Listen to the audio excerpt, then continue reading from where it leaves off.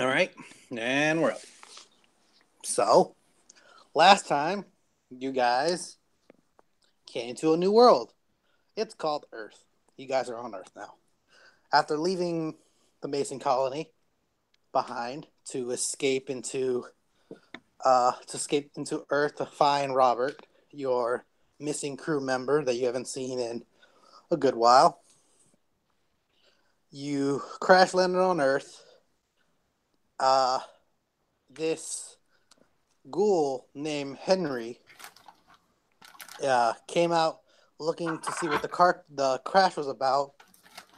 When spotting you, he decided to help you out and get you out of the location before Mason finds you. And during the escape, crawlers, these half experimented undead humans, started attacking where the explosion was and started attacking Mason's chopper.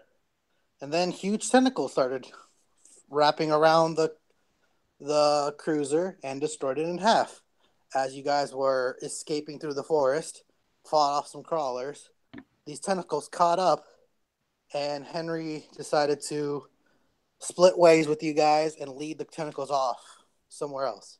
He received minor damage. He lost an arm. He sold it back on. You guys reached the gas station, regrouped, met up with Henry, found out that Mason's Mason Corporation is not how it is back in the colony. It's more of a uh, they capture people, they kill people, or whatever they do with the capture, just disappear, don't come back. Um, you found out that Henry used to be a detective and still claims to be one, and he works for Mason, but not Mason Corporation, just a man named Mason. You guys turned and distrusted him since that point. Uh, while being there, you got to know each other a bit more intimately, I would say. Before so, Arthur decided to run out in a panic and met up with three survivors. They just basically relayed the information he learned, and he vowed that he now hates and disowns his masonry. You guys came back, changed clothes, took off your mason uniform, now have a different set of clothes, and the plan is to now go find Robert with a map that you found, and it's a 2 hour walk from where you guys are now to go to the start of the map where Robert is. Henry offers to take you guys to Mason, or like to meet Mason, or like drop you off somewhere else, and you guys decline, saying you're going to go your separate ways. You guys get on the same road as Henry. He's like maybe a 5-minute jog ahead of you, and you guys are on the road. We're going to start things off a little differently this time, though. In your 2-hour journey, I want each of you to describe something that happens in the journey. Arthur and Cassandra will describe something horrible, and Devin will describe something good that happened on the journey. So we're going to start off with Arthur. Arthur, during this 2-hour journey, what happened that was horrific? How horrific are we talking? As horrific you want it to be. I don't want to change any canon. I want to say that if anything you say could cause a sanity check, but it could just be horrific to you in this new situation that you are now on a new planet or on Earth, and you've never been here before. Anything could be horrific to you. Okay, horrific to Arthur. Okay, so as we're walking, we see some figures in the distance, and after a few moments, 20 minutes or so, they get closer, and it's a sort of 40-year-old woman with 2 young, we assume to be daughters. And as they get closer, they're in like rags, and they're incredibly skinny, and their hair's like dirty, and you can see the lice like running around their hair. And they see us with our packs and our guns. And before the mum can sort of stop them, they both run up to Arthur and start like pulling at his shirt. Help me! Help me! Uh, oh, we're starving. We need food. We've got food. And one of them starts like while one of them is distracting me, the other is going for my pack. And before I realise, they've taken all of my rations and other things that if you want, or you can say. I don't realise this until afterwards, and the mum comes up and basically begs me for credits. And when I say I don't have any, she pulls a knife, and there's a struggle, and then Arthur cracks her in the nose, like dropping her to the floor. The kids run over, and Arthur and Devon and Cassandra like run away. All right. Roll a d4 for the struggle damage you take.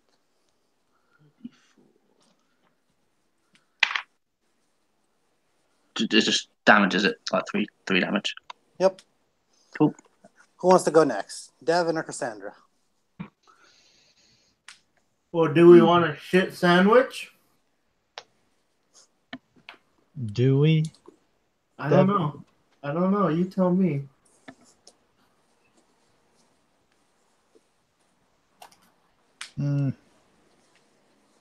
You go next. Okay. Let's see. Walking along.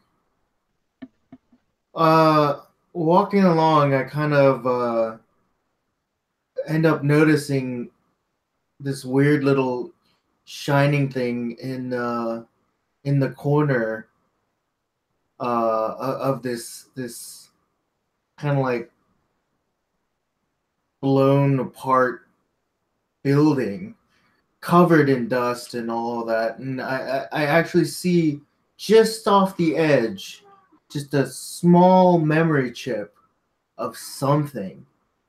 And now like basically I find that, and I gonna try to salvage that. As for to what extent, I'll let you decide that one on. Now, do you want to salvage it yourself or ask for Cassandra for help? I mean, yeah, I'd probably ask Cassandra to take a look. Then, Cassandra, you can roll a repair help as Devin rolls the main repair. Oh boy. Okay. My total is 11. That gives you a +2, Devin. Oh. Where's repair? There it is. Okay, this is gonna be. We'll see. I rolled a 14. Meh. +2? So +2, 16. All right, you may manage to salvage a good part of it. Whatever's in it, you can salvage it and get whatever it is. Okay. Let's say. Do you want me to actually figure that out now, or? You can figure that out now. You can leave that up to me. Your choice. It's I want. Oh, it's my good thing. That is true. I find a series of. What's something fucked up? I thought this was supposed to be good, Devin. Oh, good, right, good. Right. Shit. What's good? Most movies are focused on bad things. Oh, I find a series of like martial arts documentaries. There. All right. Yeah, why not? Sure. For that, everyone gets a +1 to their unarmed combat. Awesome. Once To Devin attacking starts, damage, or let's do damage. Oh, does that apply to my sword fighting? Yeah. Let's say that Sweet. like there was one sword fight thing in there. Awesome. All right, I'm happy now. +1 damage. All right, Cassandra. Wrap it all up. So we've probably been walking for about an hour and a half now, and she's been trying to recall information about where they're going and what they're doing. And she hasn't really slept yet, since she was up all night on watch. And after this kind of exhausting trip with the children and making sure that they didn't do anything wrong, and watching Arthur kind of just tear himself up over it, and then having to observe this small film and help deal with and help try to scrape that together. Eventually, her one eye, her bad eye, just kind of gives out, and she eventually just, the entire world of like color and this wasteland just turns into binary. Like if you remember the Matrix, and when he just starts standing around, there's like zeros and ones floating around. Right. Basically that's that. It still looks like she can still see everything around her, like the cars and everything, the grounds, but it's all textured to have like zeros and ones on them. And she's just looking around, baffled and confused, like she's never had this happen to her before. And she just walks around for a moment. She's definitely seems lost and confused, and she doesn't know how to deal with it at first. And then she's going to have to. She realizes that the only way to do this is if she repairs her eye, and she's going to take out what simple tools she has left, and she's going to pry out her eye and start repairing it. And without her even really realizing it or feeling it, she's just bleeding out on her own face. All right. So this discomforts both Arthur and Devin. Not enough to cause a sanity check, because you are repairing yourself and this is the only way you know how. But this is just a discomforting feeling for them. Until, let's say, your eye is back up to full, you have disadvantages on any checks you may do until it's done. Okay. So I'd be pretty much sitting there until it was done, and then... Now, are you stopping the group to sit down and fix this up, or are you doing this while moving? I'd probably be pretty scared if they got my attention, because all they would be to me is just walking numbers. So you like they wouldn't. Would you halt the movement to stop and go, like, guys, I need to fix this now?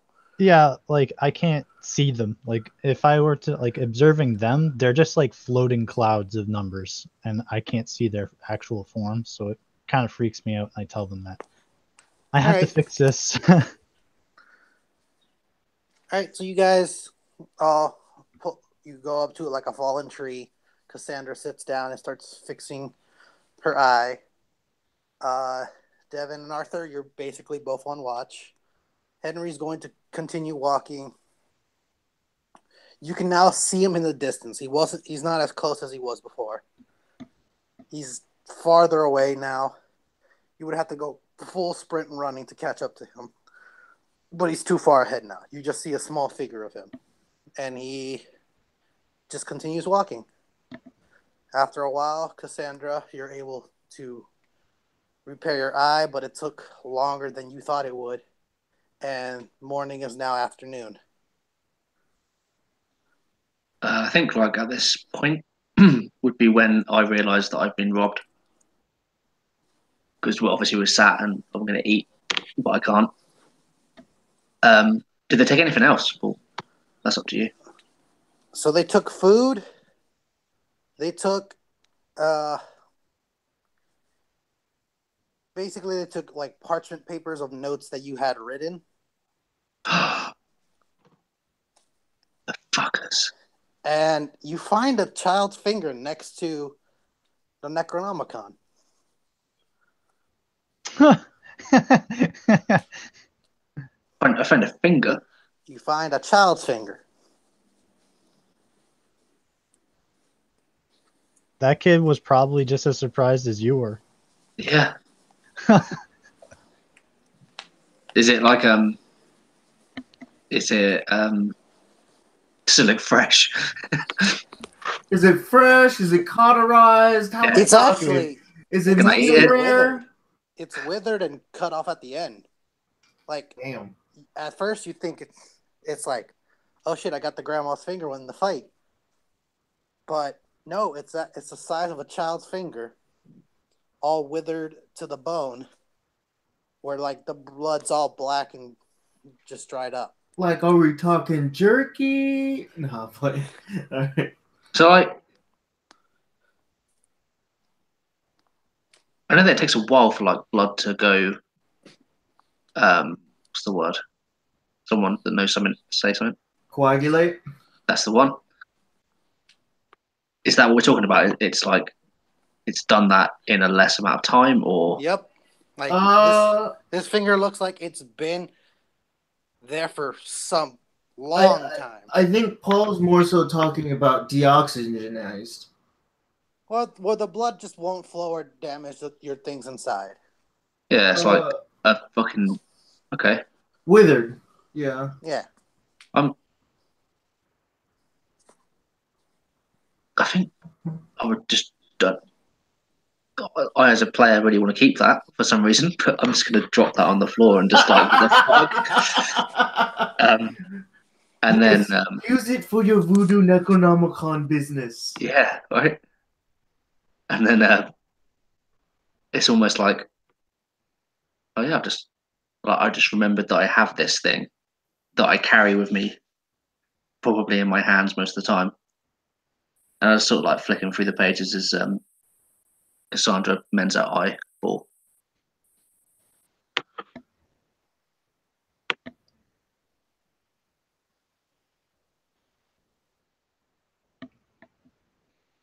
So Cassandra doesn't need to take that long.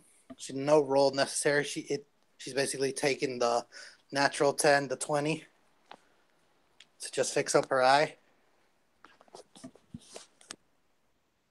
So, I mean, when you guys are ready, we continue moving. Unless you guys want to talk about anything else. Yeah, after a while, I just kind of like... The other disturbing part would be like I peeled my eye, like a bit of my like eye socket open so I could put the eye back in and fiddle with some wiring and then closed it back and sealed it shut. Now, does this fix both eyes, or it's just like now you just have one good eye and the other one still messed up? Well, the other one was fine. The other one wasn't damaged. Okay. It was this one that was fucked. All right.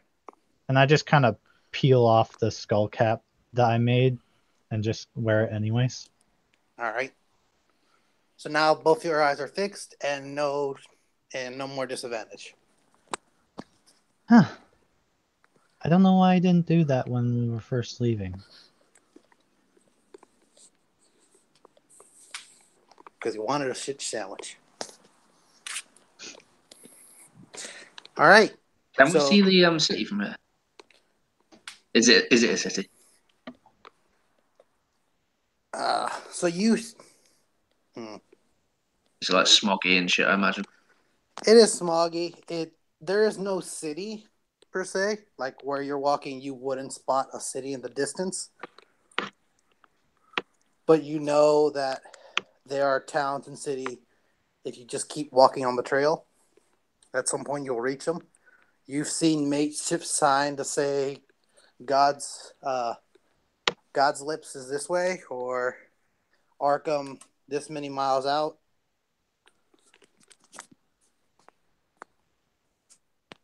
And you look back at the map. There's still an hour left before you meet back into the main map. And you just, an hour or so. You guys lost some time waiting for Cassandra to fix her eye.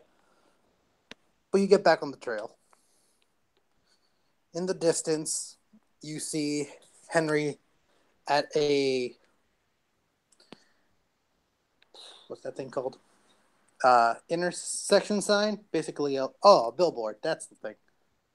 A billboard talking with someone, and there seems to be an exchange happening.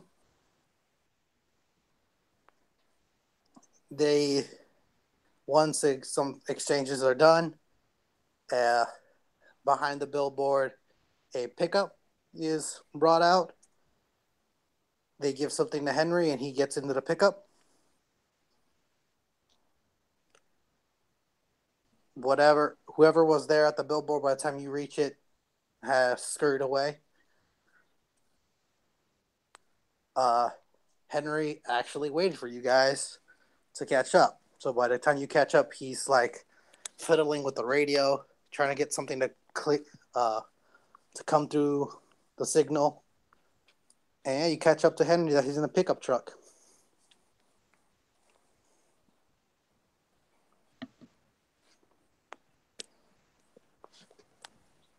What an old-fashioned way to get around. Well, we don't have the hover cars that you all had in your station. Good old-fashioned metal down here.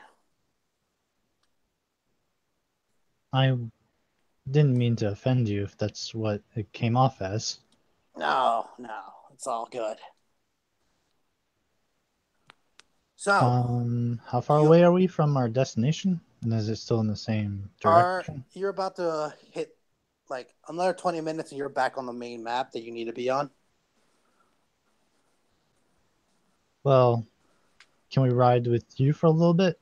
We're almost on the appropriate coordinates we need to be. If that's what you all want to do, I don't mind offering the ride.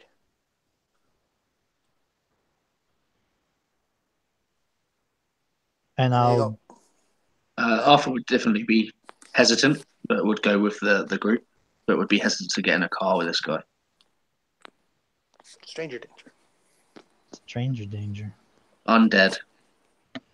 Word. Oh, I'll just... Does Arthur say that out loud? No. He's just skulking.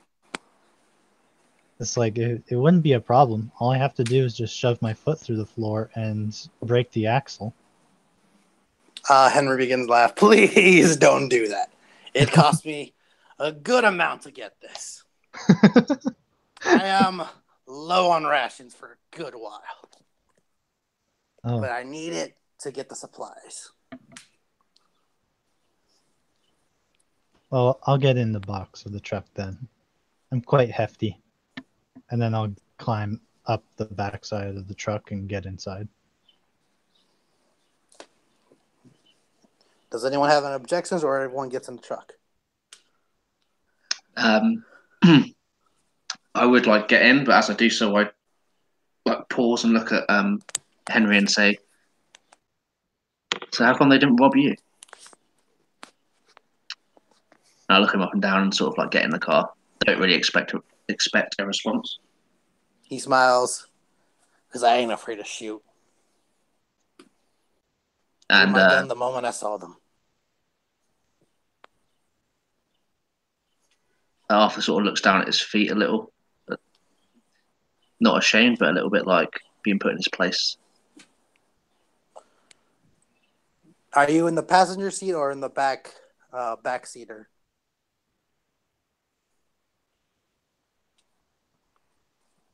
Pretty When sure. when I imagined it, I was like in the back, but whatever. Okay. I guess I'll sit in the shotgun seat then. He just turns back and looks at Arthur. Don't sweat it. You'll get used to this world, whether you like it or not. How long were you on this world? Oh, it's been too long. I was once in New York, man, where it was all full of life, full of business. He starts the car, and it like sputters back to life. Those are good times. It's been more than 1,000 years, actually. Jesus. I know. That's one of the side effects of being a ghoul. How is that, by the way? He looks at the back window that Cassandra's just sitting in. He doesn't have his benefits.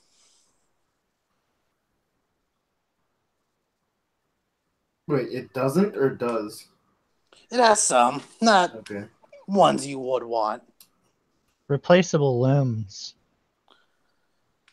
Those aren't great limbs, though. Yeah, I like my own. But like living for 1,000 years definitely something that some people would want. Oh, trust me, it's great. But cases go cold. People move on. How come you've never given up the detective role?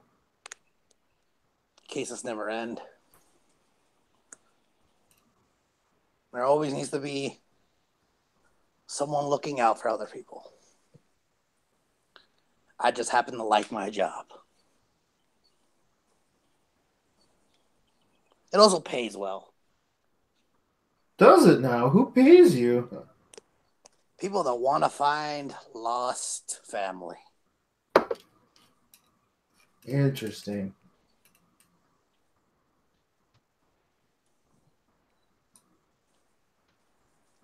Let me see. What other lore I can ask about? um, so you're working for what was it? The Mason, but not the base Mason, right? Mason Corp, no. They've made business hard, you could say. It sounds like it. I've been hearing some. It's not like other cases. You go to the next door city, talk to some people, find the girl. A lot of cases, sad to say, you turn up at Mason, and well, trail ends there. Jeez. You can't rub a shoulder of a Mason man. They're in it for themselves.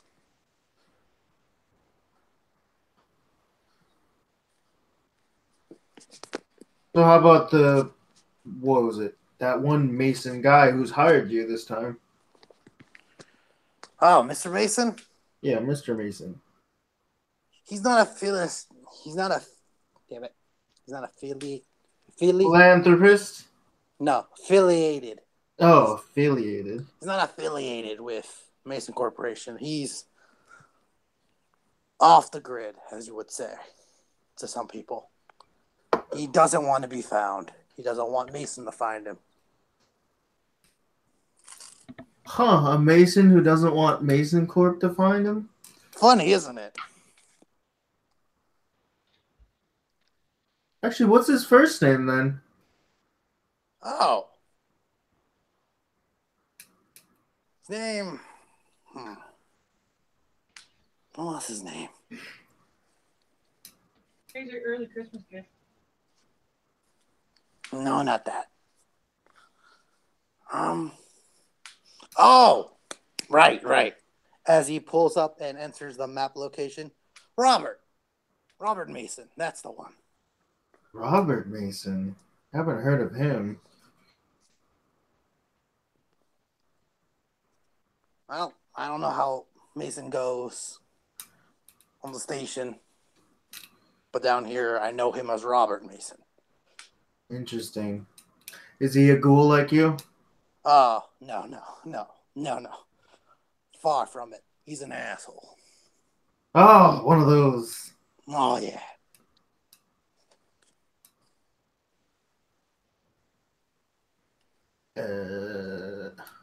He stops the truck. Okay, good. Well, is there anything I can do for you guys for? Do you guys for, huh? Arthur purposely doesn't leave the truck until everyone else has. I jump off the side. I jump out the side of the box, and I say, "No, that's everything. Thank you so much, Henry." Welcome.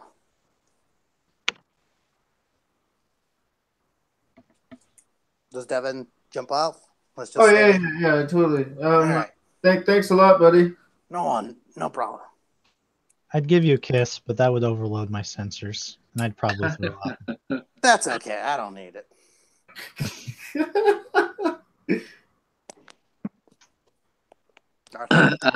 So, for the purpose of this scene, I imagine that I'm in the seat like behind Henry. Mm-hmm. That's okay. Yep. I'm gonna, as discreetly as possible, draw my gun and like put it in the back of his seat, like into the back of his seat. Okay. I Roll think me sleight of hands. This is gonna go great. 18.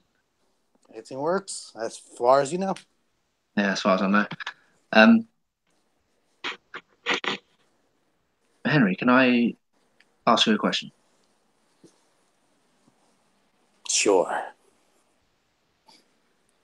And Arthur pulls out that wanted poster, and he sort of it's been like meticulously folded, and he unfolds it, and like doesn't give it to him, but like reaches round and sort of holds it in front of his face. Do you know who this man is? Well, the name says Dr. Darwin. Do you recognise the picture? Well, from what I know, he's a very wanted man. He discovered something that would break the human mold. Very affiliated with Mason in the startup back in the good old days.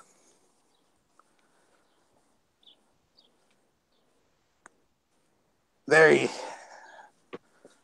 looked down upon for what he has done. Words of the wise, though. He helped a lot of ghouls recover, but that's not how you all would see it.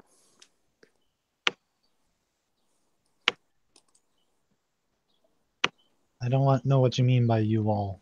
I don't understand the cool plate. Are you guys listening to? Are you watching Arthur do this, or? I probably don't see the gun. Yeah, I'm trying to be totally discreet, but if anyone sees, that's fine. All right. It would more be like, okay, you guys see it, but don't see the gun. He turns a little to look at Cassandra. I'm not being rude, but anyone that isn't a ghoul has looked down upon what he has done. What did he do? Do you know?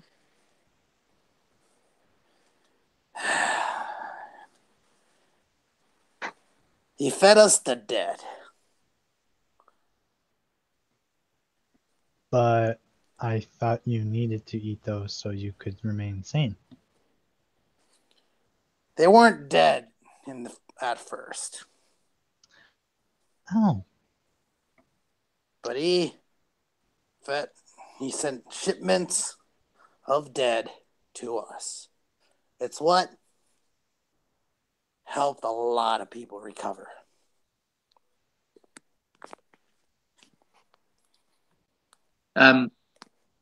This guy obviously knows like a little bit about this historical person. Mm-hmm. So, does he know like? Actually, I suppose I don't really need to know his name because I know what he did, so I can Google that. Like it's a historical, like it's not like a secret, right? Mm-hmm. Okay. I'm gonna. It's not a secret to people on Earth that still Yeah, that's what I remember mean. him. Yeah, that's what I mean. I can sort of. Yeah, I don't want to like push too deep. I'm gonna like put my gun away again as like stealthily as possible. Okay. No roll. Oh, cool. And I sort of like fold back up the poster like so it's quite small again, and just like tuck it in my shirt and just say. I put a hand on his shoulder before I like jump out of the car and just say thank you, Henry. No problem, Arthur. Bye. Have a safe trip. He smiles. I'll do what I can. Oh, and Arthur, do be more careful. As he begins pushing the car forward. You don't know what might happen. And he drives off. And Arthur says under his breath as he drives off, "That's fucking ominous." I always understood that you were the most careful person of us all. I always suspected that you were paranoid, actually. Looking at the things that we've been through, I expect shit to happen now. Oh yeah, it's been a kind of nice couple days. I guess I kind of forgot to do this, and I pull out the assault rifle, put a clip into it, and reload it. Cock it back. Yeah, kind of totally forgot I had this. It's so light and compact compared to the laser rifles that we used to carry. So are we going to track him to Robert? Well, I didn't realize he was going to Robert. Because we have to go to a hidden bunker. So... Because Robert and the hidden bunker might not be in the same place. At least that's what... Would it not be easier to... But would it not be more productive to speak to the man himself? That depends. Did we Because remember... Remind me if I forgot. What was it? Was Robert's last name supposed to be? I mean, was Mason before this too? I can't remember. No. Okay, that's what I thought. So well, actually, his last name was classified. Ah, it's classified. All right. So I was like wondering if that was a connection or not. Anyway, well, it was Robert M, wasn't it? I can't remember. Either way, I think his last. I've got that shit written on my character sheet, and I was told to ignore it because it was your information, Cassandra. Oh well, I didn't really remember it, so. I mean, I would kind of like voice it. Hey, aren't we looking for like a Robert or something? What was his last name? And then M. I was like, probably Mason. Mason. I would just say there's been a lot of coincidences here, and Let's just Well, say that I might don't be think- another coincidence, but we'll find out, I guess. I don't think it's wise to go after him, because if we do that, then, and like I said, if he's in a different place than he was 3 months ago, then, well, he might have other things affecting him. So we might as well go to the hidden bunker and see if he's there. And if he's not, then we might be able to find something that help us there, like you said he would. Well, in the end, it might be the same place. Yeah. Arthur just nods. He agrees. Paul, where are we? Did we look at? You guys are, let's say, in the middle of the road. There's a small, broke down house, like 5-minute walk away from you. There seems to be a lot of like built, broken houses, wasted houses, not kept up houses. You're like in the beginning of a neighborhood.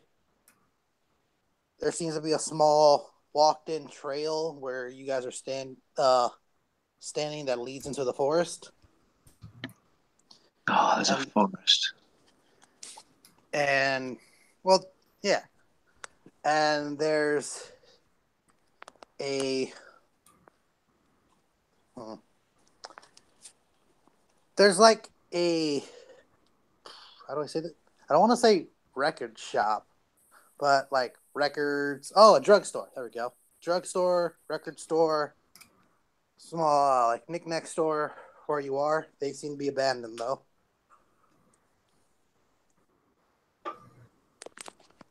We should probably check the drugstore.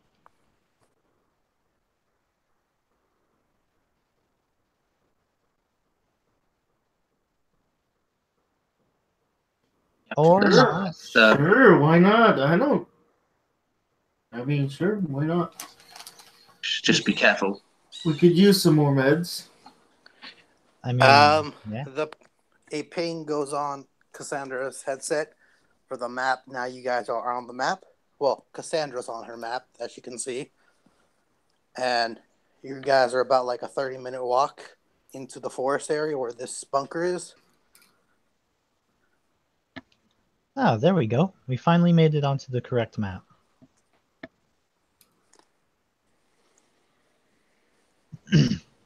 All we have to do is walk approximately 30 minutes that way. And I will actually just point in the direction that we have to go. That works.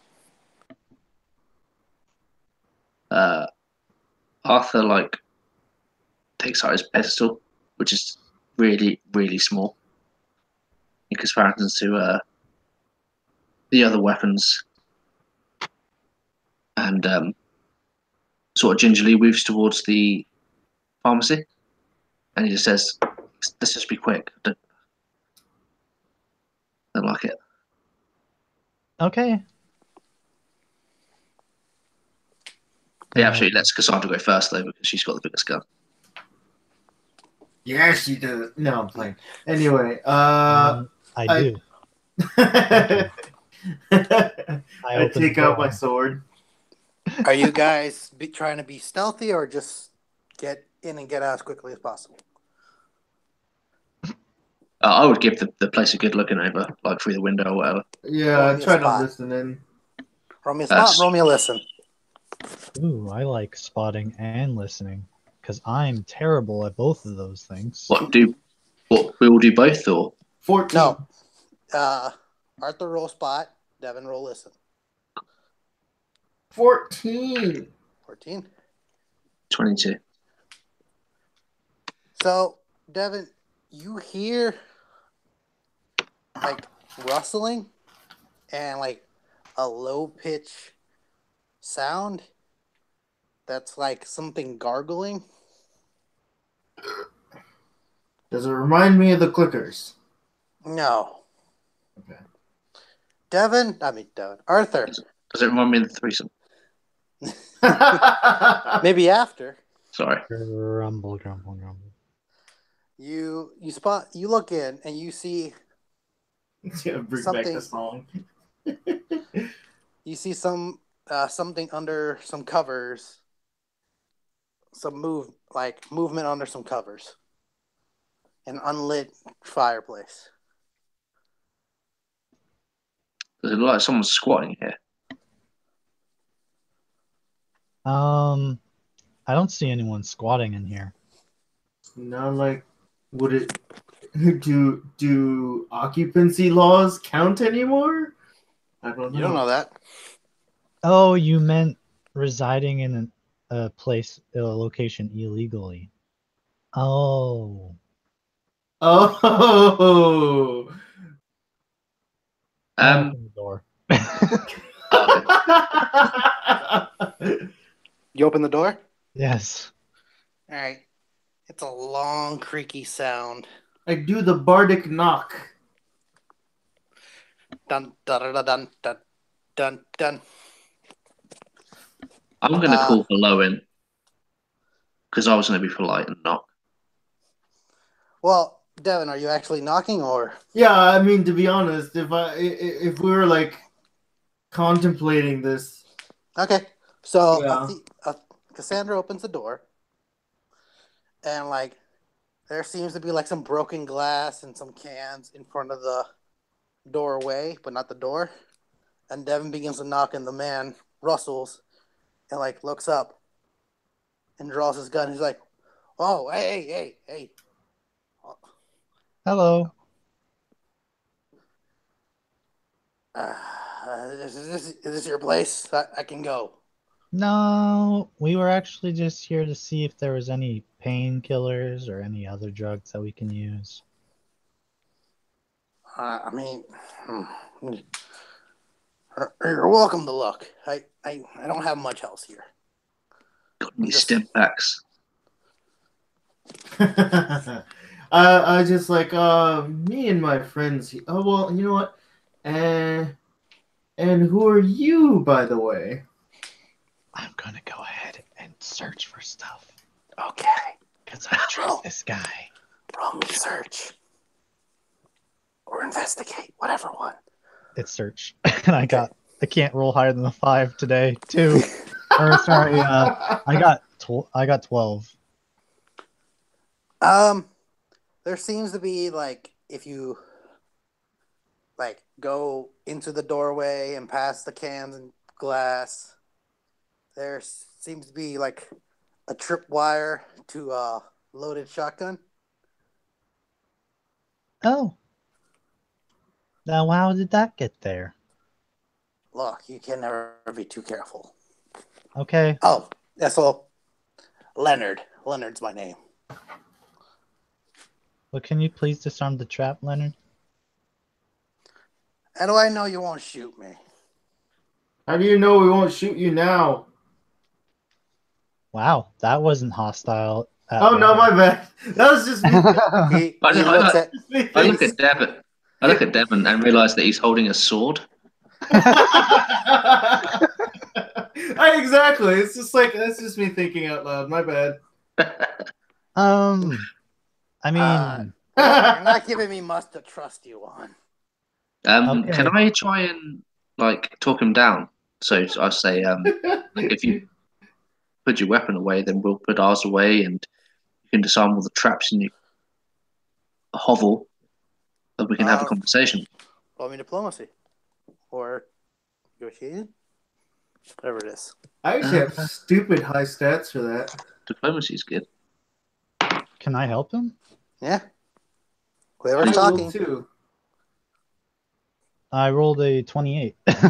I rolled a 32. I rolled a 14. That's with a plus 11. Oh.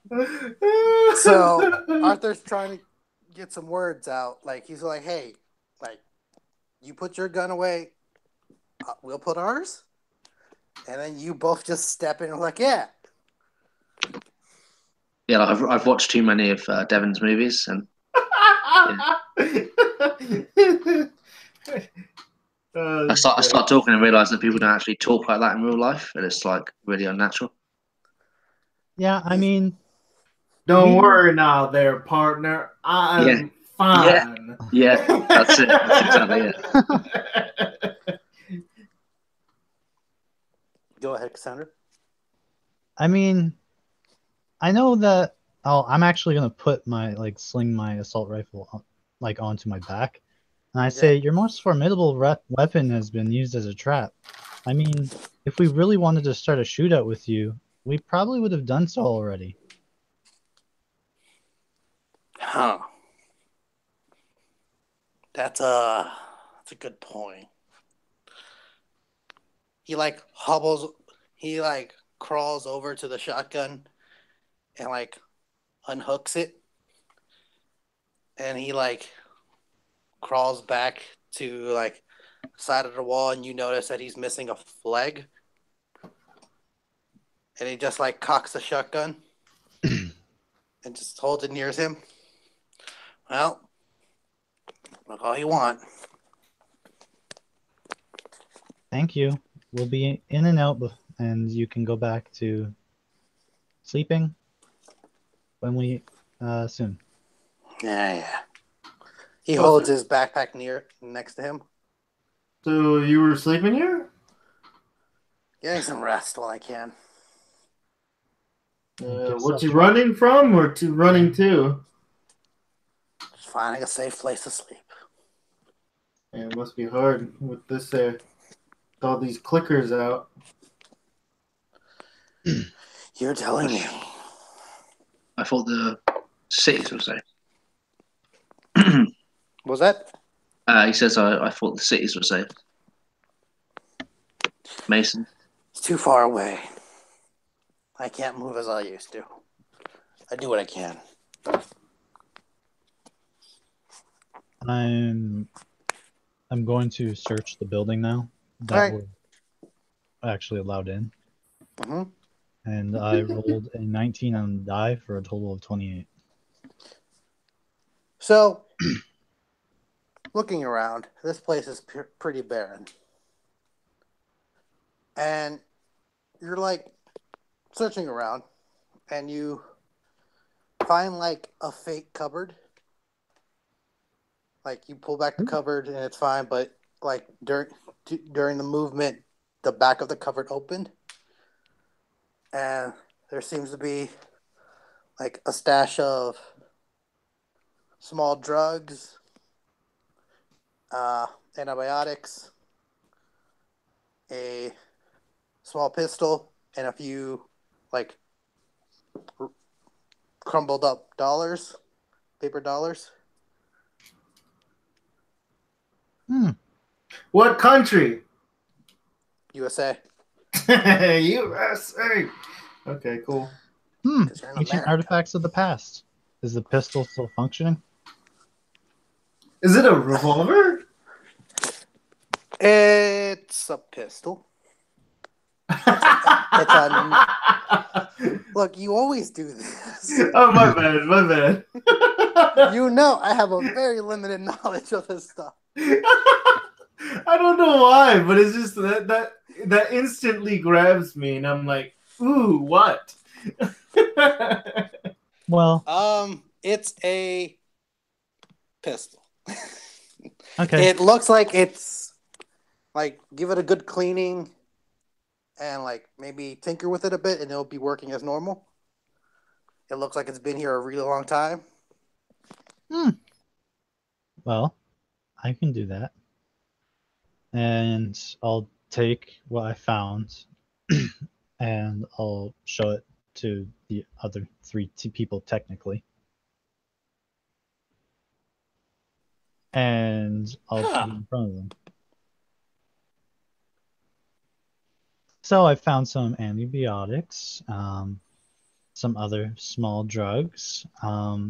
This pistol, I'm just going to assume it's a 9mm. Yep. And that's it, I think. Any bullets for the 9mm? It doesn't seem like there's any box of ammos. Okay, so it's just an empty pistol.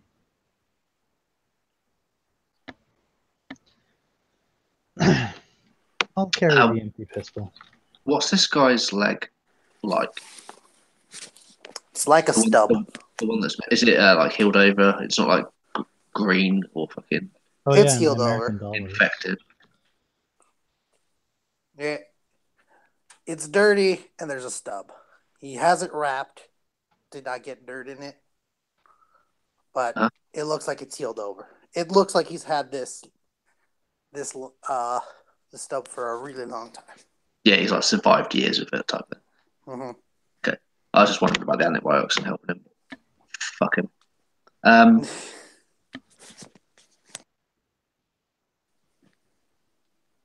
I'm gonna ask him if he knows the area, um. specifically the forest. Oh, it's a great hideaway spot. There's this little dome that a lot of scavengers that we are call it a good safe spot. We don't know why, but nothing ever seems to attack anyone there. Have you been? Is the way dangerous? The terrain uneven? If you honestly, if you stick by the path, nothing hurts you. No, I haven't heard of anyone being in danger walking down there. It's the safest place I know. We just can't stay there long. Why? The man doesn't like it. He shoos it away. That sounds like a lot of people that we know. Yeah. Life stuff. He lets us stay the night, but we have to leave in the morning. We can't keep coming. He says something he said something like he's not running a hotel. I don't even know what that is. Oh, well, it's a really ancient term. Mm-hmm. It's where people pay to sleep in beds. I mean, we can give him canned food. I have some. He opens his little bag and he has like a bunch of canned beans. Gladly stay there longer.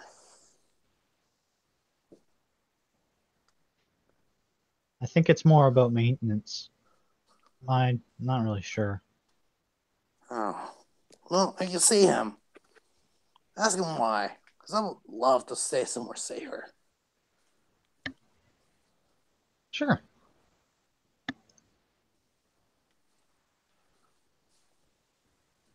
I mean, does this building have a functioning phone service? What?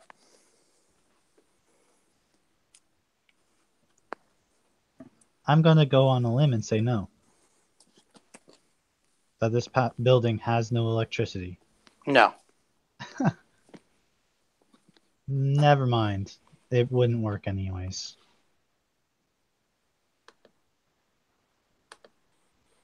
Well, I don't think there's anything else here for us, so perhaps we should get back on our way. I'll ask him if he's got water. Do you ask him or are you telling Cassandra to ask him? No, I asked the guy if he has water. I have some. He pulls out this half empty bottle of water, making it last so the next traveler comes along. Just to be clear, did those little pricks nick my water as well? Or No. can I'd say I'll trade you half a canteen for a tin of those beans.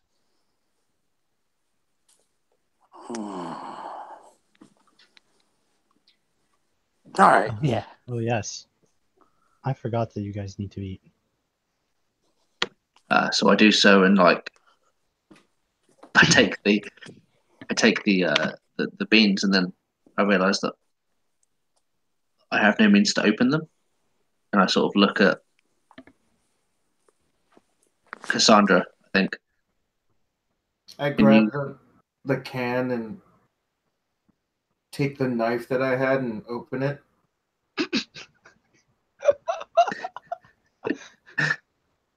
That is No. not happening. It works. Cool. I just like nod towards Devon and just sort of like I'm just like, really? Just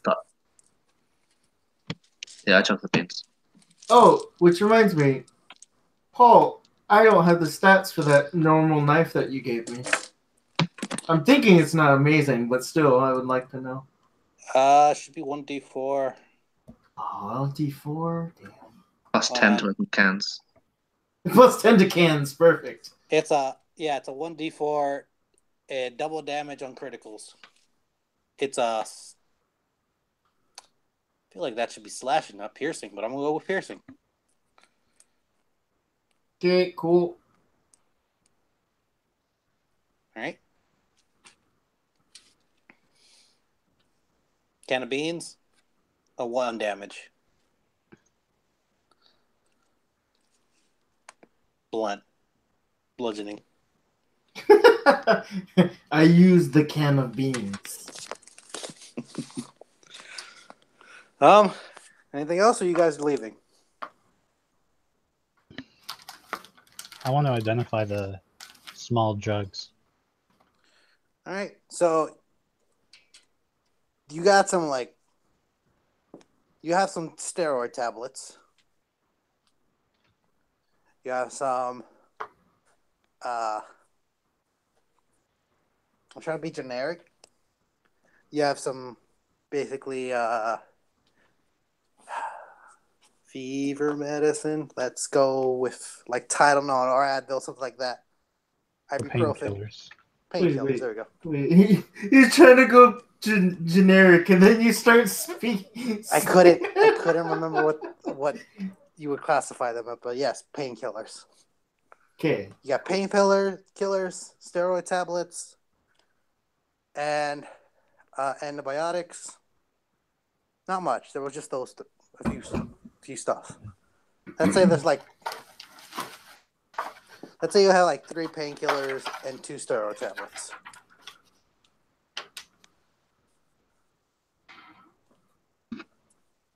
Mine just went to a totally weird place.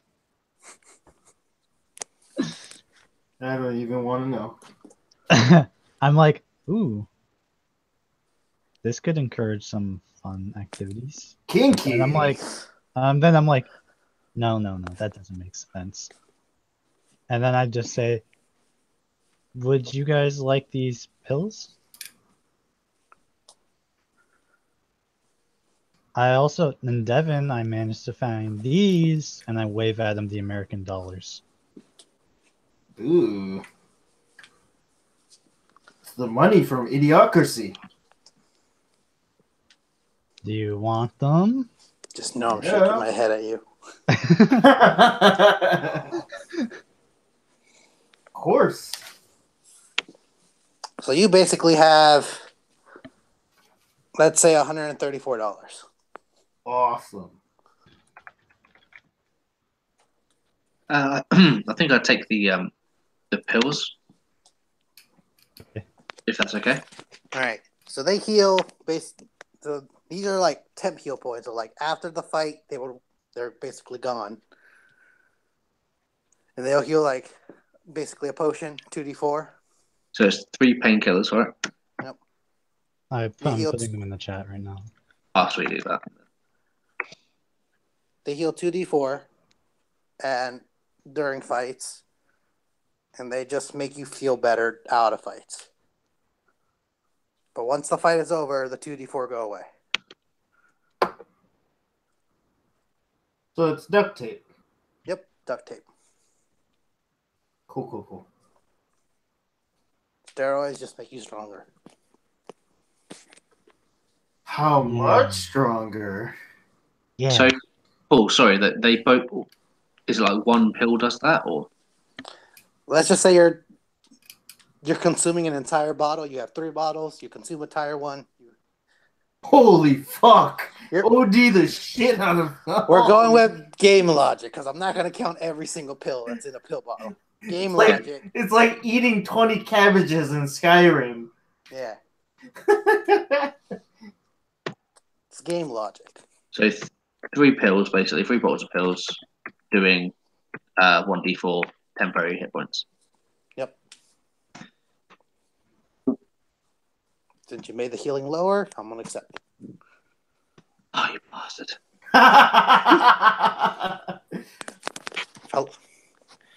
Because you were right. I am being too generous. Oh, I thought you said 1d4. All right. To the forest. Is there anything else you guys do, or just walk into the forest now? Well, what are the other structures? Knickknacks and There's drugstore. Forgot the other store. Record store. Oh, record store, drugstore. There was a couple of like broken houses, right? Yeah, I'll probably swing around the record store. There's like CDs, movies, things. It's not as looted as you think it would be. I literally look at everything with glittering eyes and try to see if I can actually like salvage anything or not. You spend some time. You acquire maybe a good amount of different movies that you don't have, all in CD form, music you don't have, and like vinyl discs and stuff. You don't know how you're going to transfer it to yourself, but you have them. You find books and newspapers, though. Books, newspapers, articles, magazines. Any major headlines? Yes. Do There's tell! There's a Times magazine Oh boy. that reads Darwin versus God. The story of how one man challenges the creation of God himself. You don't say. What do you say? It looks like this. Doop, doop, doop, doop, doop.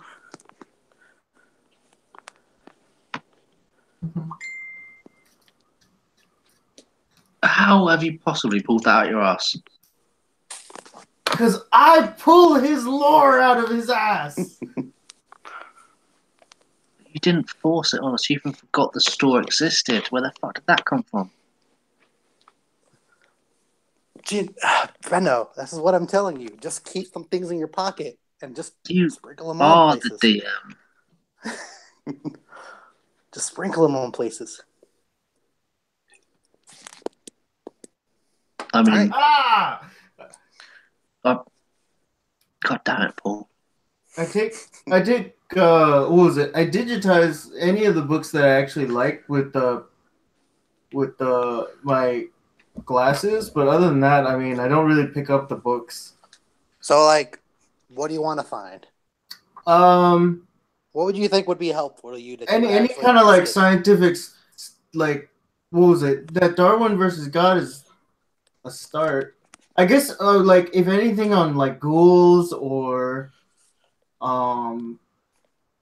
whatever the fucking experiments on the clickers were. Okay. Do you want me to go through that now, or do you want me? Bring that up later. We can bring it up later. Your choice. Yeah, we can bring it up later, but it's just one of those things that just know that it's one of those bring up laters that we never get to because you guys forget. All right. How about the short of it? Darwin versus God. Dr. Darwin has found a way to create clones of basically humanity. He cracked the code to be able to clone humans, real life humans.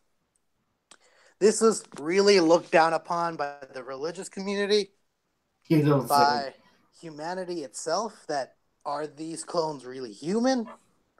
Can they be portrayed as people? And like the transferring of consciousness was part of Dr. Darwin's team, that we were to move a conscious body from one body to the next, a conscious mind to one body to the next, so people can extend their life longer. And people went apeshit. This is like the greatest discovery, but also, are we really who we used to be before? And it's like, it sparked debates like, should we be doing this? Has science gone too far? And like, it's stated there, like in the 2000s, Mason Corporation like bought up Darwin's science team and was able like to fund his projects. So they're able to move like the cloning technology to Mason Corporation, and that's why you have cloning in Mason. Cool. I kind of relay this in Cliff Note form to the other guys and girl. Then there's the ghouls, who spawned off a science experiment by Herbert Wesk in Germany, saying that he's the one that Always created. the Germans trying to fight Okay, cool. So he was an American scientist, though. What? Yes, he's American scientist that was on German. the British side, on the British Army Science Division, that was behind German lines. Huh. Was experimenting on like making the perfect soldiers, and what he created was undying soldiers. And these soldiers is what became of the ghouls. There's a bunch of rumors connecting the ghouls. There's like how they were just undead, mindless creatures. There were rumors that in like the 1980s that these creatures could never leave water, and they were starting to think. They becoming more human, were able to create a civilization, then travel across the land.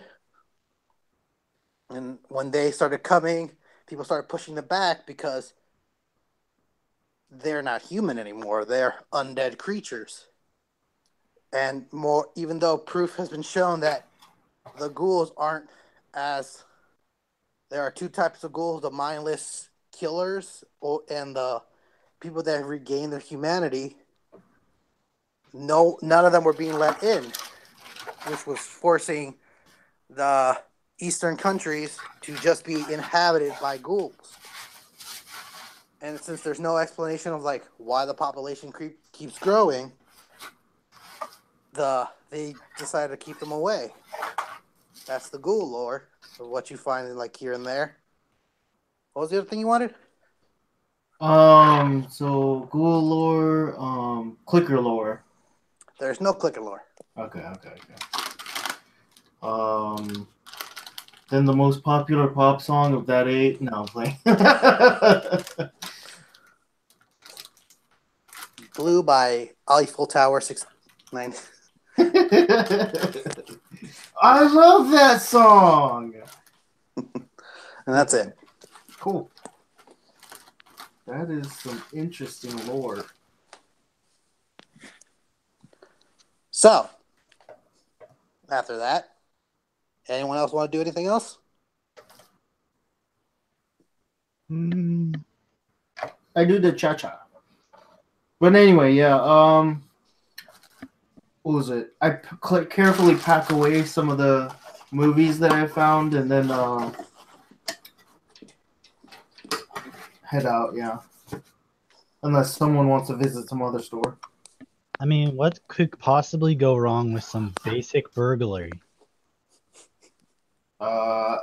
As far as you know, there is no government. This is not owned. I am completely within my rights to preserve artifacts. That doesn't help me. So, but I will agree, since there's no government, there are no laws, and therefore I cannot break any rules. Therefore, I can enter this house and take what I want. Correct? Correct. Call it salvaging. Okay. Then I go and loot a house. Roll me search. 26. This first house you enter too is just degraded and moldy, breaking down. You feel like any forceful push can tumble this whole place down. You go looking into the kitchen. You find one can of corn. Hmm. You find a knife set. Basically, like everything that would have been there before, and that's not taking forks, knives, spoons. Oh, so like a mess kit. No, like just what you would find in a kitchen. Okay, so yeah, I will But make a anything mess that's kit out not of like it. that's whatever silver or like looks valuable isn't here. It's taken. So it's a dollar store mess kit. So I'm gonna make 3 mess kits out of plastic forks and spoons. Plastic forks. You go up the stairs. You find a children's room where there's like children toys scattered about. You find an old deflated squeaky toy. For what seems. I want to take a teddy bear. Take the teddy bear. I will take a teddy bear for my Athena unit.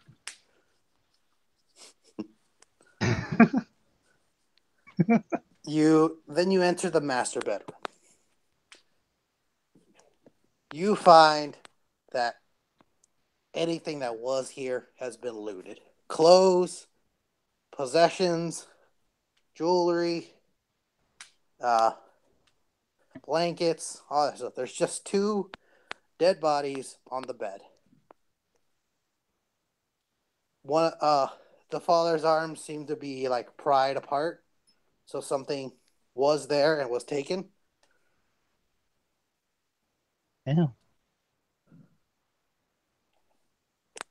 But yeah, this place, that room is looted to the core. Do they still have their heads? They seem to be broken in, like Okay. smashed into. Somebody already beat me to it. Okay. That's it. Okay. I will leave the structure.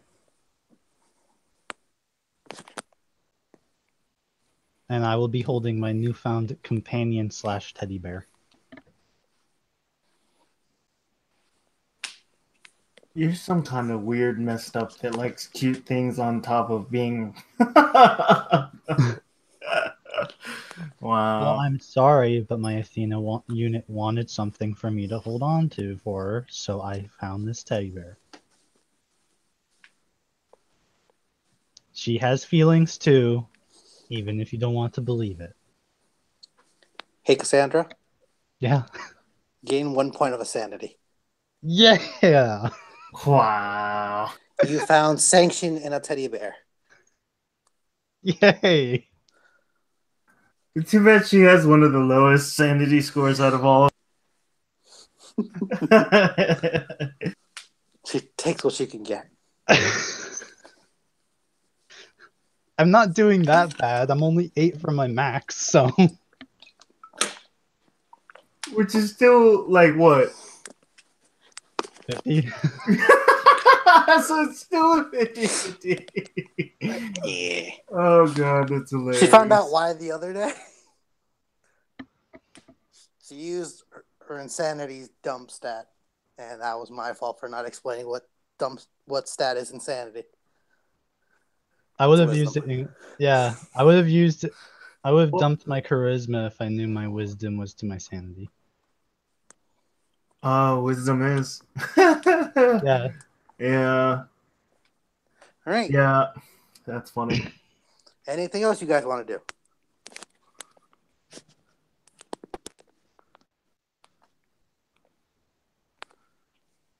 Cool. Everyone just stands there then. Okay, Arthur, are you okay? Did you take those pills already? All at once. I imagine that Arthur's like stood in the doorway of the house, he hasn't entered, and he looks agitated. Like he wants to leave. He doesn't feel safe. I don't think he ever will feel safe on Earth. That's how he feels anyway. And he just sort of looks up to you, like maybe you on the stairs or something. Yeah. And he says, are you done? Yeah. Yeah, I'm done. Let's just go. I want to meet this Robert. Okay, if you say so. Do you want a toy? There's a lot of other toys up there too. God. I think I'm okay for toys. Okay. And you can sort of see him like trying to keep his cool. And he's just like, yeah, thank you. Would you like me to carry you? I know you can get pretty moody when you're tired.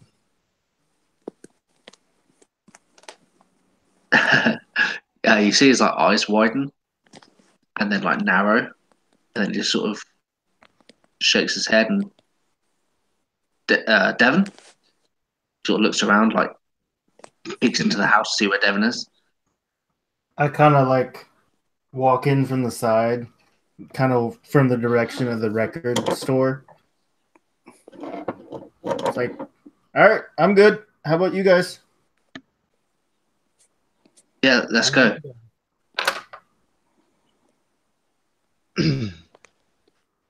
That's an interesting question, actually, Paul. Did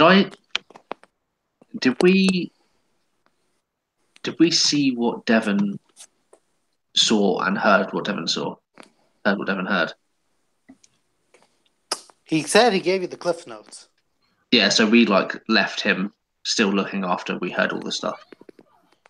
Yeah, I'd like upload it to our Yes. community network. I don't know. Yeah. Mine's still fucked, so I don't get any of that. Oh, right. Well, then I'll just kind of like. He gave you guys the short version, basically, of it. Yeah. Like he just explained everything. Yeah, I guess. What you- Yeah. Because there's no connectivity in here. Fucking. Oh yeah, I backwards. still have to fix my comm link, but I don't think I'll be able to do it with just the simple parts that I have. Yes, please do it quickly so that I can get connection to our cloud again. We can't go back to our cloud, remember? Oh no. So, as you guys are heading to the forest, you see like this carved sign that's like a square without a top carved into the tree near next to the pathway.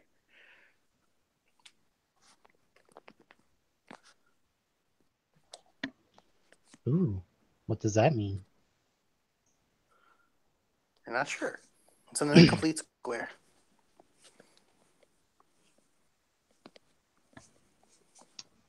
History check. Yeah, if you want.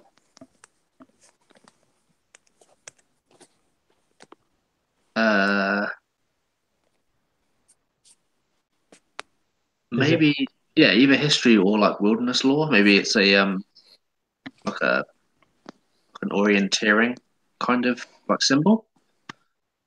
It could work. I will go with history because it's my better thing and see what that comes up with. Oh, you gotta be kidding me, man. 14, but that dice is going away. Oh no. And thus the dice culling begins. Yeah. I mean, it's been a piece of shit all night. So. Yes, that's a 14, Paul. So, you don't really know what this sign is. It looks like a made up language if like you ever needed to learn from scavengers and stuff. this might be the language or like symbols you would learn from them. Like you've read articles of that. There's used to like homeless people would use symbols to basically identify what's around them and will leave this for other homeless people. But you're not sure what that means.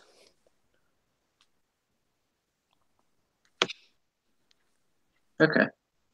It's just like carved into the tree with like, Yep, a knife a or knife. whatever. Yep. Is it any official language or? It's not an official language. It's more Okay. like a made-up language used by scavengers and homeless people. Yeah, then I can't. It's like that thieves can't. Yeah, something like that.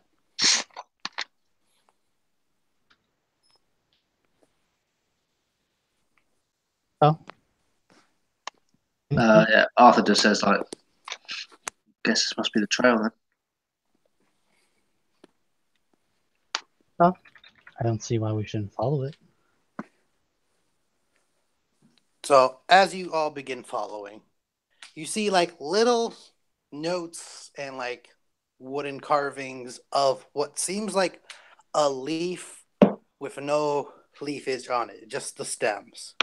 Looks like this all around this pathway as you guys begin your walk. Well, that symbol's on like multiple trees. Like trees, mostly this pathway, like little signs, it's etched into the ground itself. It's littering this whole pathway. Are they like literal like signposts made up? Yeah. Of just this sign.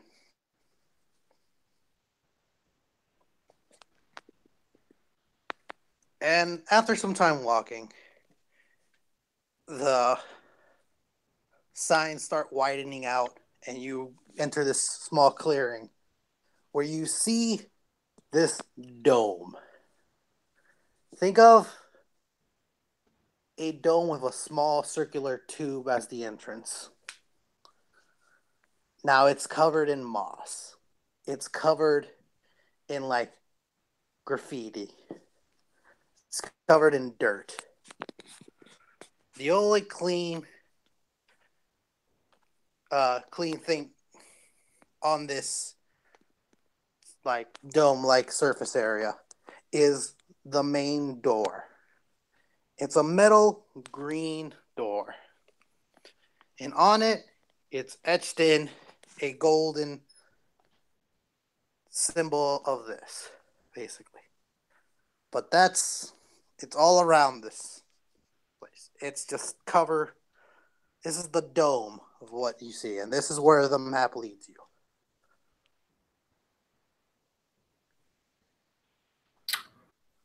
I wait until the moon comes out, and Right. no, I'm playing, and open the secret door. But no, I'm playing. Cassandra, what's the elven word for friend? Belloc. It goes over Paul's head because he hasn't seen the fucking film. Galadriel. Underneath some of the dirt that's on this dome, there's like big letters that etched into this steel dome. MAS. And then the dirt's covering the rest. Oh. I wipe off the rest of the dirt. Mason Industries.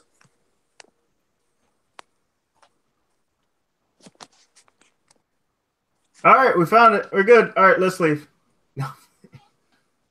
So it seems like it's this way.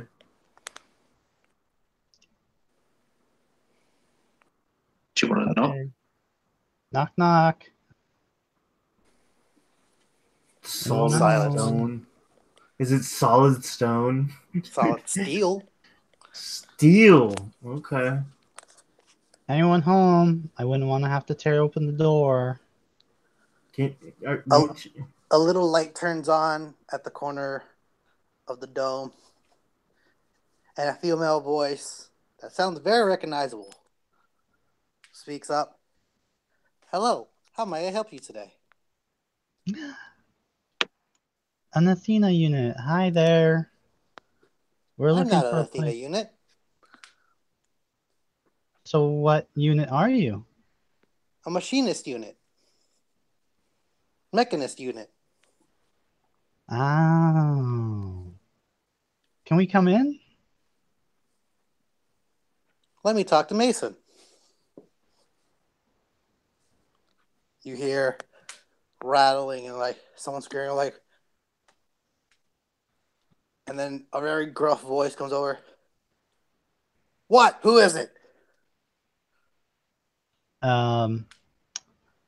It's your friends. I don't have any friends. Oh, do you have the little? Does he have like the little eye slit in the door? No, it's just like a comm that's coming over. A makeshift speaker. Well, it's been a while since you talked to us, and I mean, you left us a lot of papers. We didn't really have a lot of time to sort through them, but we're here, as you said. They're gonna have to be more specific.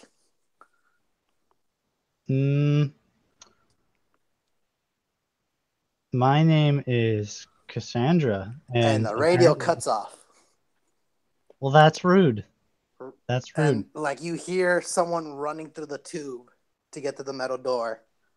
And all these latches, this giant knob turns, and the door opens, and you see a very, very old man with no, like, not that he's old, he's just like, hasn't seemed like he's eaten or like has seen the sun much. Blonde hair, blonde stubbles along his face, and like very tattered modern clothes. And he smiles and cheers. Yes! Good timeline! Oh, my Arthur, friends. Arthur puts his gun away. I just go, yeah, you're damn right it is. Fuck yeah! Get all in here. And like he opens the door to let you guys in. All right. Okay. I'll Oh, open the door even further so he doesn't like if he's struggling to open it or something. Yeah, he appreciates it. And he's just a moment like, yes, the good timeline. All right. So if you guys are here, that means you're not dead. That means you brought the things. Okay, then maybe there is a chance. But wait, I still gotta ask you questions. Oh my god, I can't believe you're here though. I noticed that you named your unit after me, and I am flattered. I wouldn't worry about it too much. You built it yourself. You already all know this. And he closes the door behind you, like leads you all in into this large dome. You can see like there's a water filter system. There's a cloning machine, like a cloning chamber. There's a cow, miniature cow. There's a lot of metal work that seems to be like a doorway that he's been building. Lots of paperwork and signs everywhere. And then there's just this giant whiteboard of like theories, math, all this stuff. And then in the far corner seems to be like a painting on a stand that's covered. Oh, I can't believe you guys are here. Oh, this like sets my work so much further. I don't need to worry about these other things. So where have you guys been? Like, I thought you'd be here a long ass time ago. All right, first this time travel part. Are we talking like hot tub time machine? Or are we talking like No, like Steins Gate, right? So you know that there's like the A okay, timeline, the B timeline, the C timeline. There's the O timeline, the zero timeline. How come you're the main character? Oh no! I'm not the main character. I just After a few minutes of this happening, Arthur will like shout at the top of his voice, "Enough!" And it's almost like, Oh, I'm sorry. I'm so excited you guys are finally here. you've got a lot of questions to answer, and you need to start from the beginning, and you need to start now. Mm. Arthur's like enraged. He walks up to this like old woolen couch and just sits down. Like, I don't even know which timeline I'm in. So you're gonna have to explain to me what you've been through so far. Oh. Well, okay. We went to Mars to pick up an object, and then that object, the base that we were meant to go to, was attacked. And then we were told to go to another base, but we All decided right, so you to help didn't die. That's great. Well, I can see you're here. That explains a lot. All right, so you came back. That's good. So you Yes. didn't make it. We went to the base anyways because we were summoned by someone else who calls himself Mason. All right. And then we took one briefcase, and another briefcase was full of worms, and I destroyed that case. Okay, good. That narrows down a lot, actually. And then You shot me. Don't know I'm sorry that about one. that. I'm sorry about that. Okay. Let's label that as universe. Let's label that as timeline P. And then I disabled the Mars bases, Uh-huh. at least for a time. Then we got back to the planet, and we went back to the Mason base. I may have to add a little to that. So there's some weird shit that I saw on the way back. Right? Yeah. I can do some weird shit now.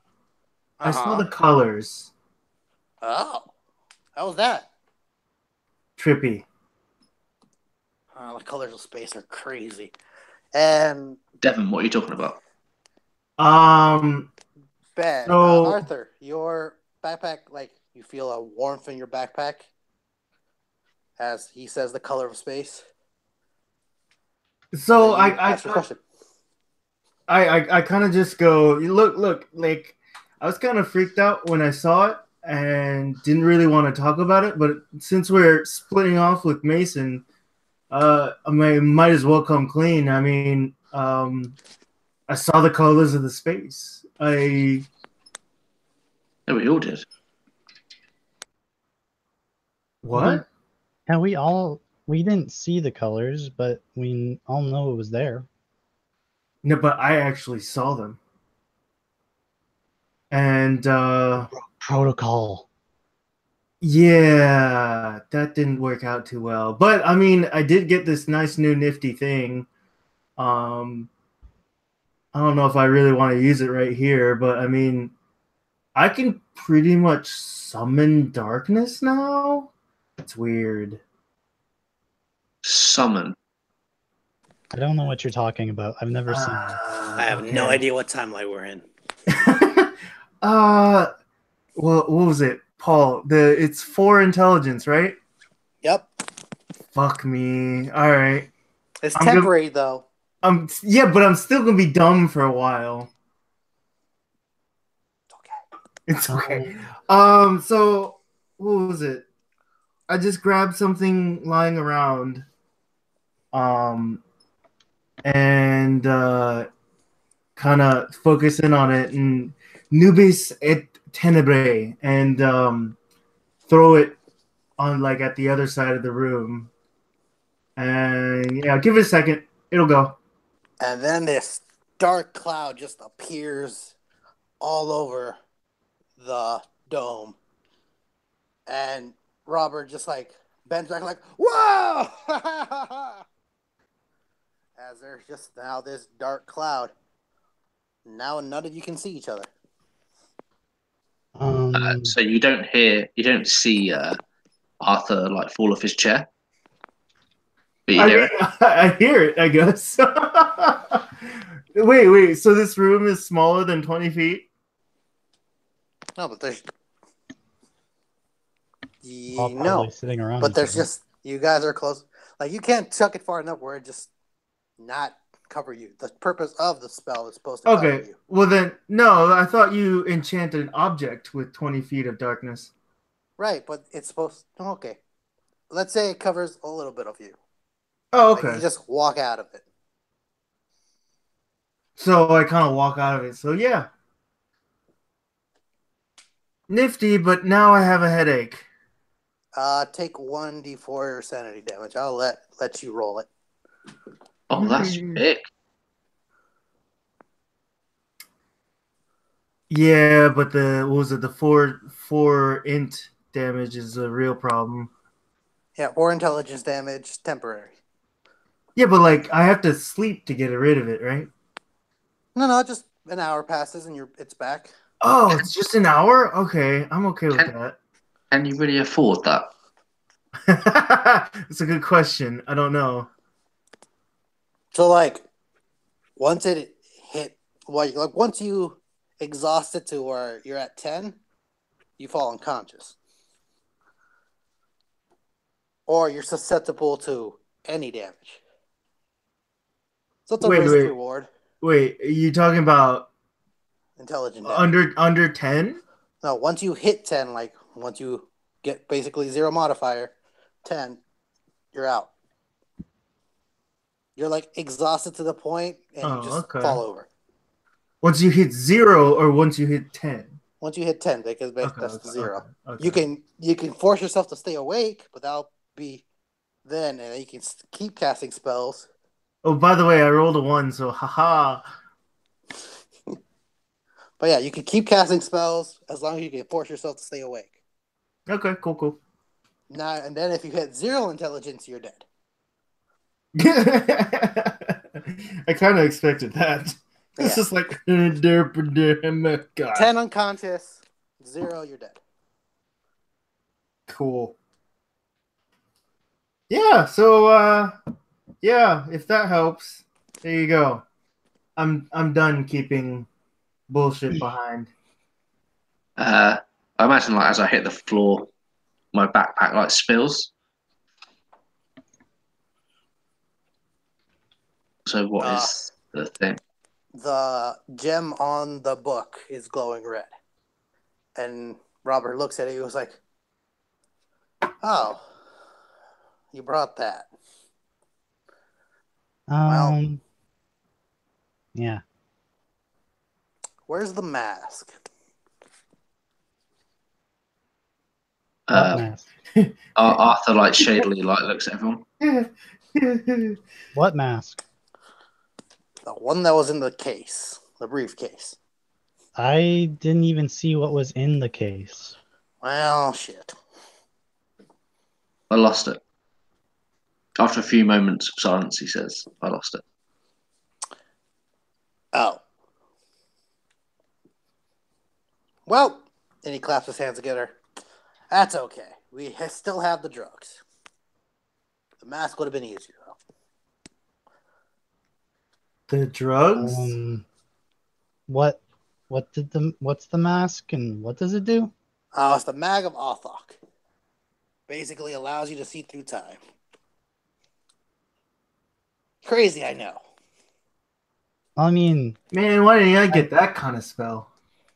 I mean, I understand the concept because I can see through video recordings, but I don't understand how you can see through more than one, like, variable. My programming tells me that time is linear. Arthur says, yes. It doesn't work anyway. Oh, no, it should work perfectly. You should be able to see everything, as long as you know how to use it. It didn't show me what happened. What happened? What? Which is correct, Paul, right? It didn't actually show me the future that we did. Yeah, it shows you what's going to happen, but if you change it and don't look again, well, if you change the future, you need to look again to see what's the outcome. Yeah, that's what happened, right? We didn't. Yeah, you didn't Yeah. look at it again. He was Yeah, like, so well, in Arthur's mind, he's like, yeah, it didn't work. well, there's a lot of different timelines. Yes, time is linear, but like, and he like walks up and starts going to his whiteboard. But time can split. Like flip a coin, right? You heads, tails. In our timeline, we land on heads, but it'll split off from there, and it'll be the tails timeline. Where in that timeline, it landed on tails. The mask just shows you what will be coming in the future. Unless you change it, split the ways, then it'll only continue to show you what's going to happen once you wear it again. Time is still linear. Well, not for long, though, because we can fix this. I don't understand. Fix what? Everything. By the way, what are drugs? What are these drugs you speak of? Oh, so these drugs, and he like runs over to the garden area. All right, these plants, right? They release a type of fume that when you inhale it, your body leaves. Well, your spirit leaves your body, and you're able to travel through space and time itself for short moments. It's just however long you inhale it for, you can travel. But just your mind, right? So, and he's starting to explain it and like pick it, show you all this on pieces of paper like this, like diagrams on like his thesis and all that. So he's like, so I stay the fuck away from those things because I think I've examined those plants once already. it'll allow you to just move forward and see what you need to see. Now, I mean, last time we were together, I saw too much. I saw the Hounds of Athos. And again, the book gem glows red. Your thing's twinkling again. I saw the end of time. And they're very mad. Oh, is it Ragnarok or is it Revelations or is it... Oh, it's none of those, man. It's none of those. It's just darkness. Except those fucking dogs. Dogs? We Kerberos? Are we seriously talking about this? You believe this? We used to be errand boys a bit ago. I can believe almost anything now. This is not scientific. This isn't logical. This is crazy. Explain the things that have been happening. Explain what I just did a second ago. I don't even know. And the melting people and the flying imp things and whatever those. But we can explain that with time. With time, we can explain that. We can study it. We can cross-examine it. We can peer review it. We can have a theory at least.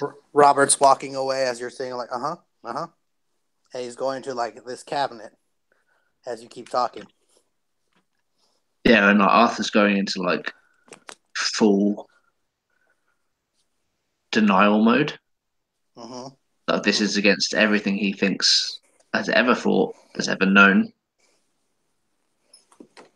And the two guys around him are just sort of like pandering to it, this stuff.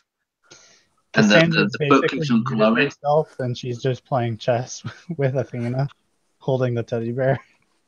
Yeah, cleaning the gun.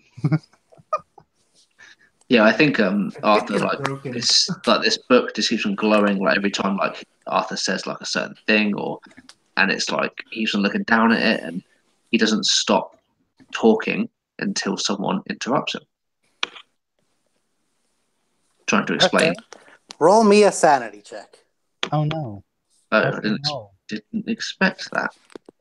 Arthur, you okay? I need to stop talking. Fucking bollocks. That's a 90, Fuck. 90 something, it doesn't really matter. So I fail. All right. I roll a D100, right? Yep. Oh, this is 75. Oh no, wait. This is perfect timing for this. Okay, what's next to the 20 again? Is it 90 or 60? Are you gonna start our foursome? What did you roll? It's the In the dark. 9 or the 6 between the 20 and the 40. What's that number? Hold on.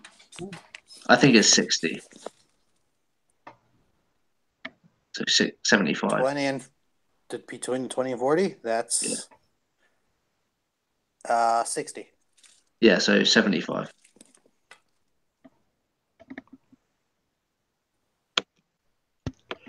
Ooh, it's your favorite. Have I had it before? Yeah. You want to keep it or do it again? I'm not gonna tell you what it is. I don't want to run away from the situation because I think that would be like really I'm just shit. gonna say you've had it before. Do you want to keep it or roll again? I want to roll again. Okay.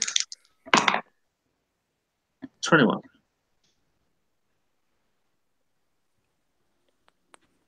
Is that better? Arthur Blackjack. just sits there and looks at everyone and just starts noticing that people are ignoring him. He is making sound logic. How is anyone ignoring what's going on? Like, they've been on this journey to come find Robert, and now he's spewing lunacy. But no one's listening. God damn them, how dare they not listen? You start shouting and screaming. You start accusing. You start, like, forgetting what even started this, and you just begin shouting at them. Like, how dare you let this happen? Why? We used to be different people. We used to do different things. And you begin just shouting in a screaming fit, like degrading them, telling them that what they think is not sound, not right. You've been in different situations. You know what reality is. There's no other timelines. We are in one timeline. This is our lives. No crazy things are going to change that. And you just begin shouting and shouting. And, like, Cassandra, like, all of you are there. You're listening to this. Robert's still digging something out of his cabinets. What do you guys? I guess I should probably self-impose a insanity check on myself, because if he's going to degrade me and yell at me for all the things that we're doing, I would probably have my phobia trigger. Oh, okay. We need 2 people at least. Well, you're making me feel like I've done something wrong. Exactly. Roll me that sanity check. Oh man, roll lower than a what is it? 42. That's lower? No, I said I gotta roll lower than that. Okay. Which didn't happen. I got 79. Woo! Great. All right. Roll me that. D100 again. Devin, it's up to you. 24. Infuriated that this is going on, you start shouting back at Arthur. Like, he has to accept this. How dare he? And then you guys are just shouting at each other about this. Raising your voice one octave to the other, trying to, like, outwit the other, but you're both just screaming at each other now. Hey, Devin, it's really loud. Mom, Dad, stop. It's tearing us apart. Oh God, Mom, Dad, please stop. Devin, I'm kind of just like this is I think they not broke. comfortable. It's not making you feel safe. Oh, fuck you. Oh, fuck you. I looked down at my notes. I was like, oh, yeah. I was Alright, probably fine, I'll gonna say roll. to Fine. add to that, I was probably gonna have that try to end the whole thing with, if you don't shut the hell up right now, I'm gonna dislocate all your limbs. Okay, yeah, that would do it too. Yeah, okay, yeah. 1 second. What was it? I need to roll a D100, right? Yep. Roll under your Alright. sanity. Who did you say that to? Devon. No, I say that to you. 51! 51! Oh. Fuck you guys! I got a 69.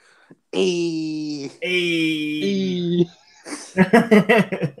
So I'm still under my sanity. All right. This is just making you feel uncomfortable. Like, all right, I gotta stop this,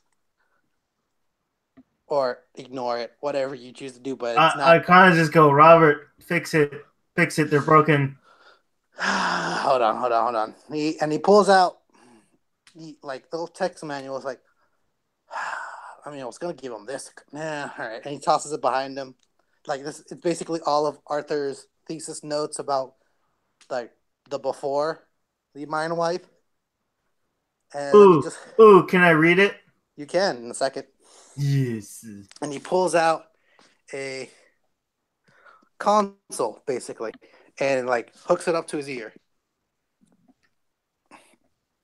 and walks over and like brings up a small screen, taps a few buttons, and both Arthur and Cassandra pass out. Okay. Whew. That was Intense. right. And with that, we're gonna call a little break. Okay. I'm so glad I didn't roll high. Oh my god. So good. I was gonna be like, guys. oh fuck, we're fucked if we're all fucking going crazy right here, right now. 5-minute break.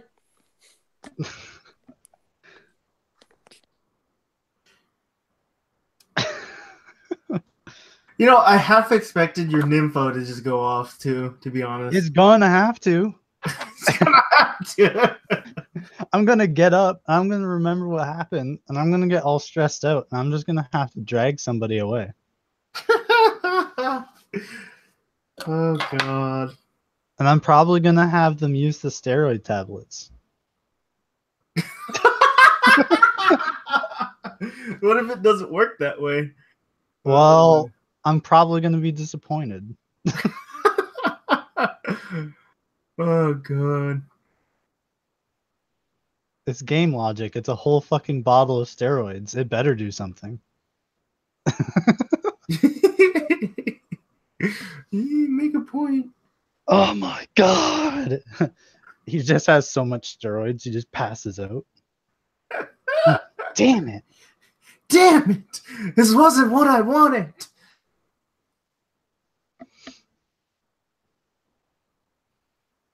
Having 2 insanities is fun. I almost wish I could have a 3rd one.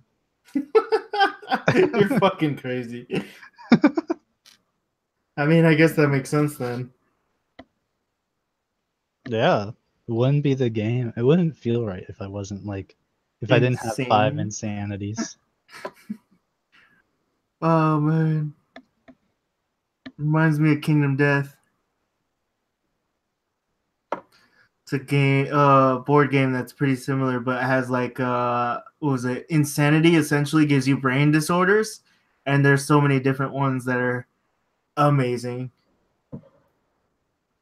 I'm probably gonna, yeah. So I'll get a drink and I'll be right back. Probably do the same. I'm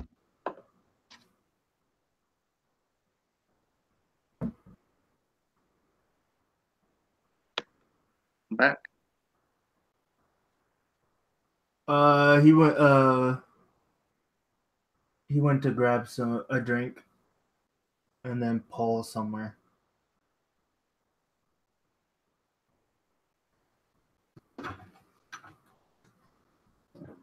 This game's intense. Everyone's going insane. Yeah.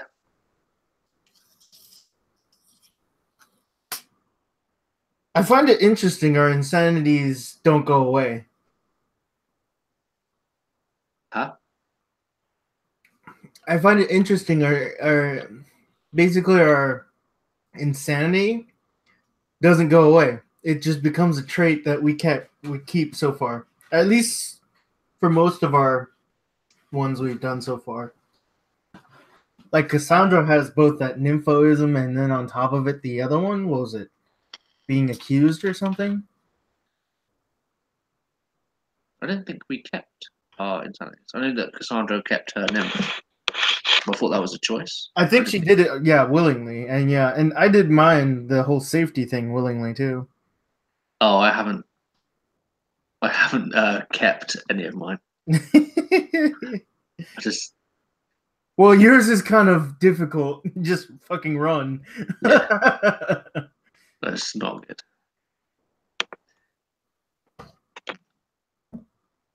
Because I feel like Arthur's got I think he's strong-minded. I think he's got a logic about him.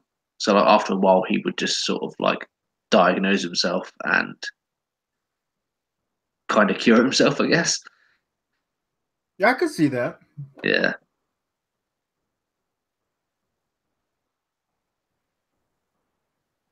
He is beginning to lose it. This is the end of last session. Yeah, this session's getting to him now.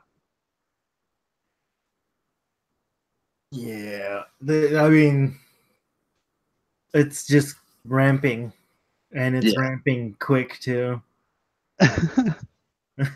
Yeah. Somebody's about to get fucked. Oh. I do mean literally. Not it! Oh, no.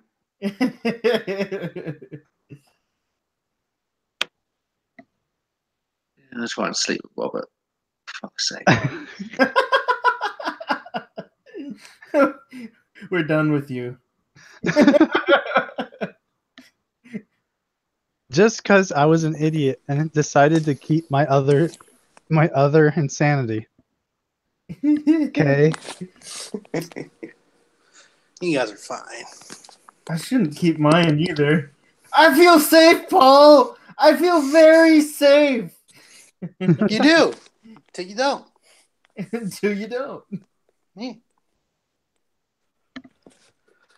All right. So, we're going back?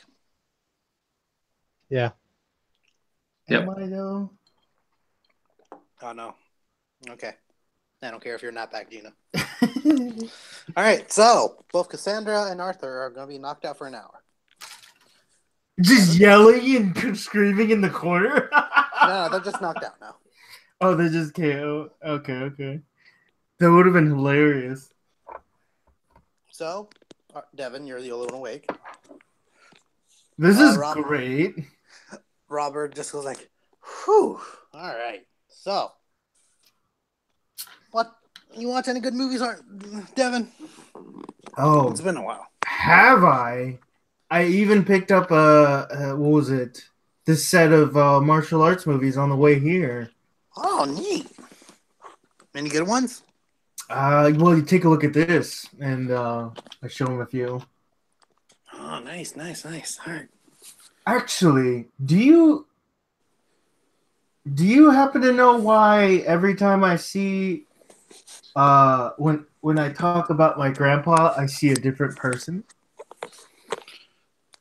Oh, so when we were talking about it earlier, 5 years ago, when we were talking about it earlier, we couldn't really figure it out why.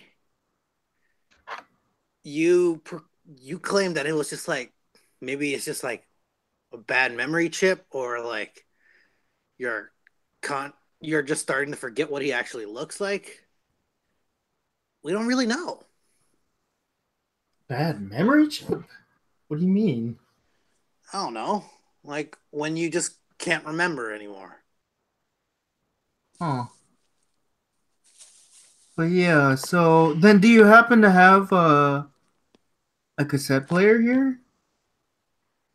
No, Well, sorry. then again, I don't have the damn cassette on me, do I? You only have your grandpa's cassette. Oh, I do have it. Yeah. Shit. I need a cassette player. Anyway, We um, were at the record store. was there a cassette player there? No. I was gonna say. All right. Well, as far as you know, no. So I was just kind of ask him what the plan is. I guess what's going on. All right. So, well, you guys never finished telling me what happened. You don't have the mask. You brought the book. What else happened? So what was it? Once we got back to the Mason base, um, I spent like the next 4 hours researching auras. So, Oh wait, no, it was like an hour, wasn't it? yeah, Yeah. I don't know that you have that ability. I didn't know that. Well, now you So, do. And by the way, you have Still, the though. gorgeous color of blank. If you're actually trying to recolor, Yeah. you're gonna see that this whole place is black. Uh-oh. Well, yeah, I'm gonna tell him. Fuck it, whatever. Hey, what that mean? Huh? What does Oh that yeah. mean? So basically, from what I've found out, black means illness or fuck, Paul. I don't have the link on me. Fuck. Sucks for you, buddy. Wait a second. I should have it somewhere. Fuck. All right, but yeah, it's black is black. Done. All right, cool. Oh well, that sounds bad. Nah, it's fine though. As long as the elder signs are outside, nothing can get in here. Any like idea why this? Everything seems to be your aura is matching what his aura is now. Whose? Arthur's. Well, I don't know why they would match. I just know that I've been trying to fix the situation, and I found it. All right, I'm good. maybe I got in a little too deep. Dude, I gotta tell you, I can't leave this place. It sucks. That might be one of the reasons then. But anyway, so after that, we got this, the package in the mail with your cassette Oh, those are mine. Okay, good. You got those. and the blueprint for the cassette player. Great, great.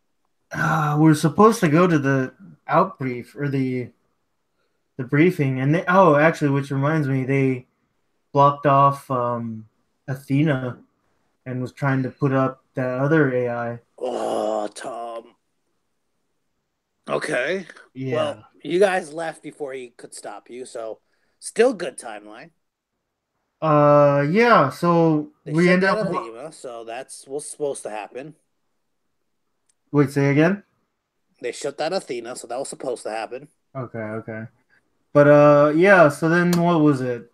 We watched the video. I thought it was gonna be short. Then you blew our minds, and yeah. So we were like, we gotta open your door at least.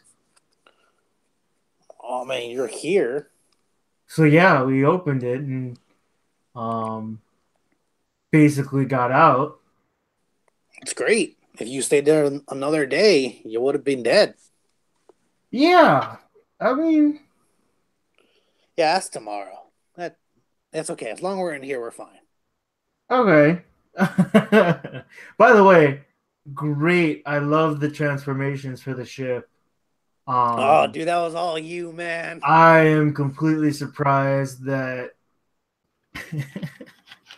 But Yeah, anyway, you got to yeah. design the escape pod if we would ever use it.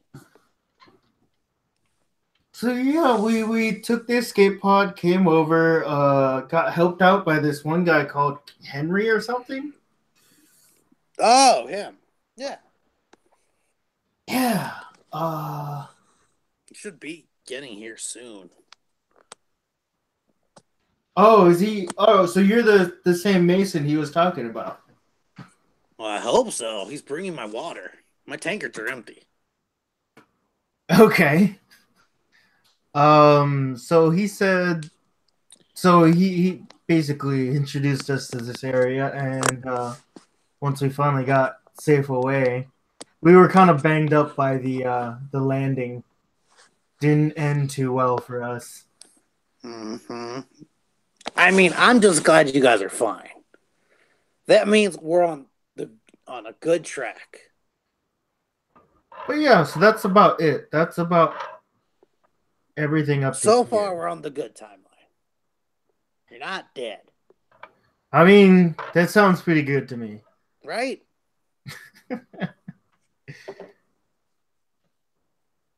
Anything else you want to do, Devin, before I wake these two up? You said something about a book.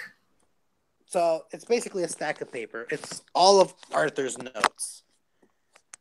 And it's just Arthur's notes basically like retelling the whole situation of like what you guys been through. No, not like been through now, but like before. All the science you've learned, well, living with Robert, all that stuff. But it's written like it's written to himself, basically. Arthur wrote a thesis on all this unnatural things to Okay. himself. No, I thought it So had more to do with well, if you're gonna read through it, it fills in a little bit more of the gaps. It's basically like, yep, you started messing with something you shouldn't have. you don't say. The like the cases of Charles Dexter Ward was what started this whole thing. Devin brought these case files to Robert, saying like that there's has to be more out there if there's papers like this laying around. And then there's this statement of Randolph Carter. It's what spun your whole investigation of like there's more out there than we don't know. So you guys basically dove into this head first, found out that there's like there used to be occults in the world and like unnatural beings from other space. And like what actually happened to Earth and that spawned off all this craziness of like there was a creature called the Elder Thing that came to Earth to warn us about some kind of disaster that was going to happen. But it died on the beaches of Washington. And before anyone can go like cover it up or like investigate, a rift opened and basically unleashed hell onto the world. Joy. The Aquarians, we named them that. Mason named them that. That's not what they are. Mason made a deal with them that they would leave them alone as long as they left Mason alone. And they reside near Dunwich. Well, yeah. No. Yes. I'm confusing my notes. No, Sorry. yes, no, yes. No, I'm confusing yes. my notes. So, they got to fuck all the humans. Cool. And, like, inbreeded with them. Okay. Which spawned off, like, more of their kind. As long as they only stuck to their own areas, Mason would spin the story of, like, the Aquarians are helping us. Well, in actuality, they were already an invading force that Mason kept to one side of the country. The ghouls were a product of Albert West, but used notes from the Necronomicon and Dr. Lee.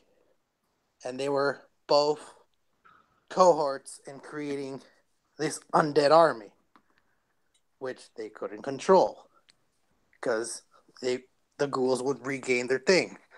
Who led the ghouls into like salvation was a British man named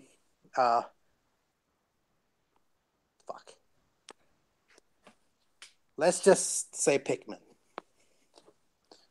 And Pickman would become like the advisor and like show the ghouls the way. And it's like basically retelling all these things that these are the natural things. This is the real world. And to calm Arthur down, basically the science and logic forced back onto him. But this name keeps coming up that you're not sure what it means or who it is. It's labeled as Narlethotep. Okay. And as you're reading it, it's like the description, this man changes all the time. But one of the things he started coming to was he started giving things to Robert. Like, hey, fuck around with this. Hey, mess with this. Oh, look what I found. Here, have this. He's the one that got Cassandra addicted to her silver key. He's the one that he claims he led Arthur into the league to clone people so he could feed the ghouls. He claimed that he knows all about you, about Devin, but would never reveal what. And he gave the drug to Robert. And he's known to give more things. But as time went on, you guys started denying it, and he was getting upset about it. Until one day he just left and was gone. Huh. And then things started, like, the things he'd given you were just too much. You were way too focused on it. And the only way to get rid of it was to wipe your minds. Like, so you aren't affected by these things anymore. Wiping your minds is the only way to go. And that's like the last of the thing. There's like about 80 pages. Interesting. Yeah.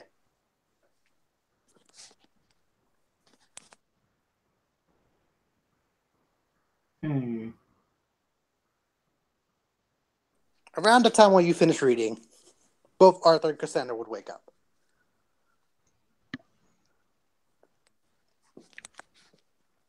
Do we remember what happened, and are we still mad? No. You remember that you guys were shouting at each other, but don't know why. And then you just wake up next to each other on the floor.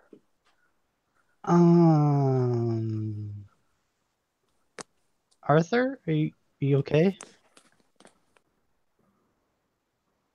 Arthur nods. Then he says, "I'm sorry, but I don't know why.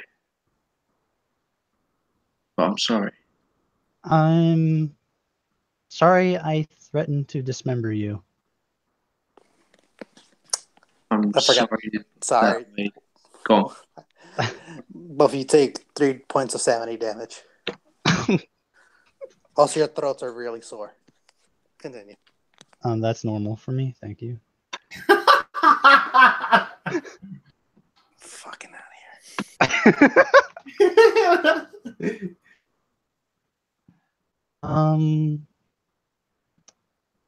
Yeah, I'm going to go back to cleaning the gun and grooming Serena, which is what I named my teddy bear. So, have fun talking about weird, nonsensical time break stuff.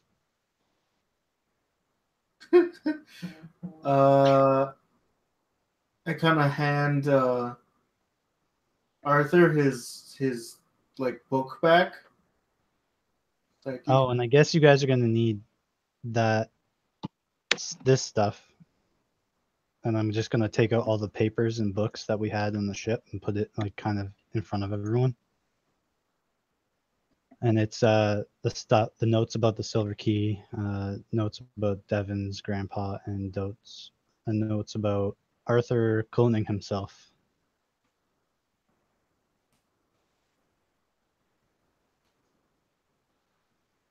And I'm just gonna kind of put them on there, and I say that's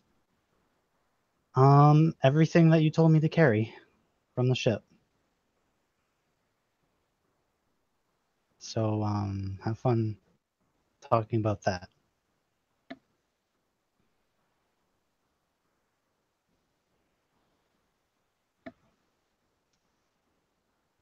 Is anyone there?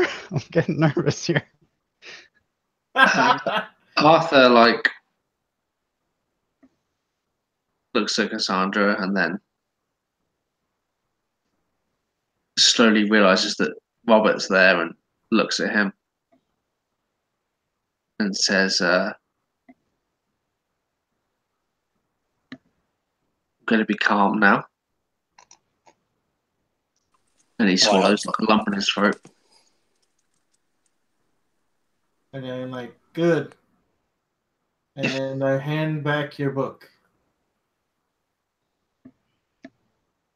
He like nods at you and like takes the book and sets it in front of himself. I imagine he's like cross-legged on the floor, and he doesn't stand up. And he says, "Supposedly, if you know all about our past, our many pasts," he sort of tries to hide a smile, a smirk. "Then do you know about our future?" No. I've been here cooped up for so long. Just inhaling so many drugs that I don't know. Many. Every time I point forward, things would change. And it's become very dangerous to do so.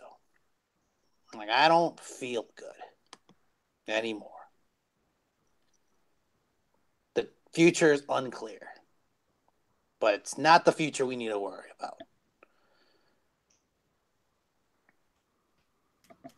Arthur like suppresses that anger again.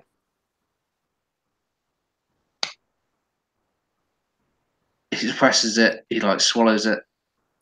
He looks away, grits his teeth, and looks back, and he says, "Please enlighten me." He says that with like a shitty sort of like stuck in his own tongue. He walks over to the big machine. So I created a time portal. Did you add a hot tub to it? No, that was stupid. That didn't work. This is better. I created a way to go back in time. Fix all of this. Didn't we watch Butterfly Effect before? Now that's why there's different timelines. I mean, we're taken. I don't know if once we go back, fix what started all this, would that change our future or just make a better future? I don't see a better future than this, but I can't stand to let this continue. You can't imagine a better future than this. I don't see it. I don't remember it. Have you been out there? Yes.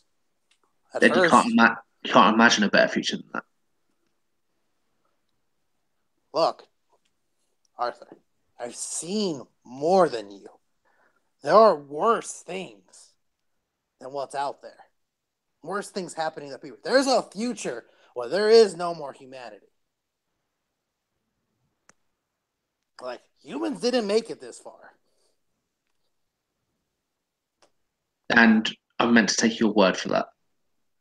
Time travel is a theoretical theory. It's never been proven. It's never even been tested.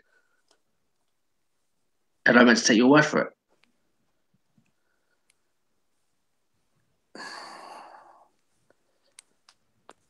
I have nothing to prove that this could work. I only know that there's a way. This could be the first time or the last time. I never did it. I can't leave. I need crystals. I need better equipment than I have here. I need tools. And I need so many things. Henry can only do so much. I can't leave. If I leave, I die. If you haven't noticed, this whole place, there's not a single edge, not a single corner. Because those goddamn dogs will jump out from time and space. So as crazy as that sounds, will jump out and kill me. Wait, are we legitimately in a circle? Yes. Like a sphere? Sphere, circle. There's no edges anywhere. Not even the cabinets. Everything has been sawed off to a perfect circle. Everything doesn't have a pointed edge. Nothing in here. Even the papers are cut around. So, like, how's the floor? Is the floor still flat? Flat and a circle. Oh, so it's like a beaker. Yes. Oh, okay. Everything in here is here to help me live. I'm fucked. Let's just say for one moment that I would even entertain this idea. If you can do this, then you have proof, a theory. You have something written down. I have the will, I have the way, I have the science that could prove it. Show me the science. The will and the way is not important. Where's the science? He takes you to his giant whiteboard. And he writes out in cursive, like, all of this theoretical language, what might be needed. His whole theory is based on either the mask or the flowers. The drug, though, that'll let you phase through time, he has parsed it out so, like, if it can move your body and your mind into basically move through time and space, if you source it to its essence, it should be able to open up the time. But he has everything written out. Can I make like I imagine to understand that sort of thing is going to take a little bit of time, but can I start to understand it? Yeah, no roll needed. Like, he would walk you through it. He was like, "This is what we've worked on. You helped me think of this way. You spawned this idea. I've had years to figure it out, and this is as close as I got. We need a power source. We need we need to get more of these flowers that I'm hoping Henry got. We need to get, hopefully, maybe just like a period of where to head to. I feel like we got this. And if we don't, we die. But we'll die either way. How does what does Arthur perceive from that? Does he, like you said, I don't need a roll, so does he see the logic and the maths and So the math is all theory. This, you don't, like, until it's proven, everything's a theory, everything's a question, everything is like a what if. of course, but does it seem like feasible? The math is there. Like, if what he says is true and this can do it, there is a way. He just doesn't know how. He needs a power source. There isn't a power source.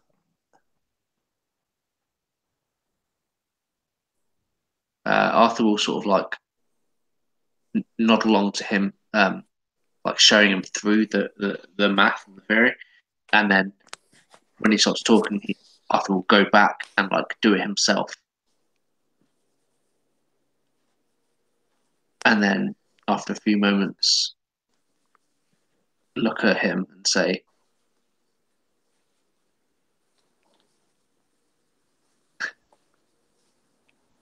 in theory, this is solid, but you don't have the power source, you don't have the flower, you don't have the this, that, and the other. He says, you don't have the things. How will you find them here? I can't leave. I know where to get the power source. What Henry tells me, there's this wizard. And what scavengers have told me is that he has energized crystals. Things that he uses to cast his spells, so it won't damage him. I need those. I need the tools from Yig. Yig has the tools I need. I can do the flower thing here. It won't take long. With enough of them, I should be able to hone in what the essence is. I need 2 things. Well, 3. I need Cassandra to help me build the rest of this machine. The Mechanist unit is basically a doorbell.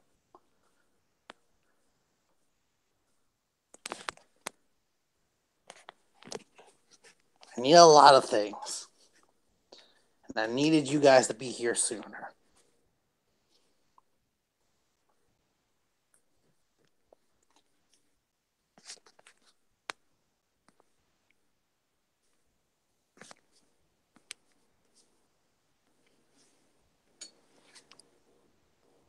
So yeah, If you guys didn't read the text, I'm outside. I didn't hear any of this. I know.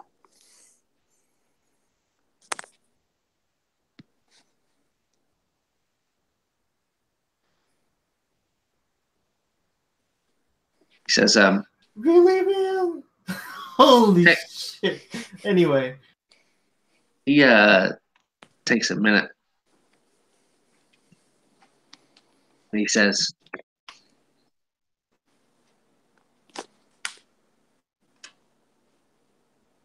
if you know me,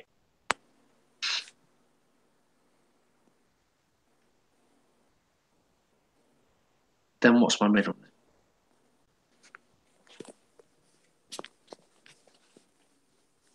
Will? William? Walter? Question mark? He says, Sort of smiles. It's close enough. No one could ever have known that. Wayne. No, you're way off. And he smiles at him.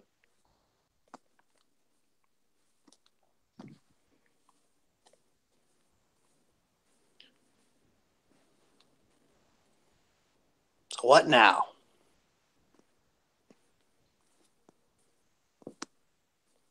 Yeah. Well, you have all the answers. You tell us. Oh, You no, know, no, so- no, no, no, no. No answers on me. Predictions. What are your predictions point towards now? We do drugs. And he starts walking to the chemistry lab to make some flower things.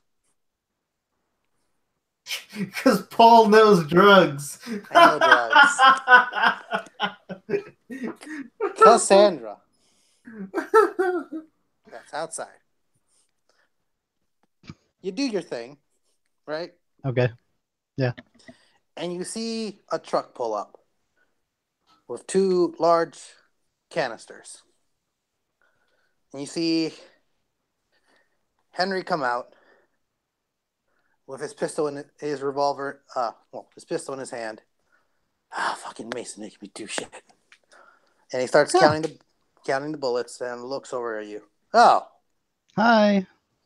I pick up Hey. my teddy bear and put it in my back, like, makeshift bag, I guess. what are you guys doing here? Well, we told you we'd be coming here. Bunker in the woods, remember? Oh, look at that.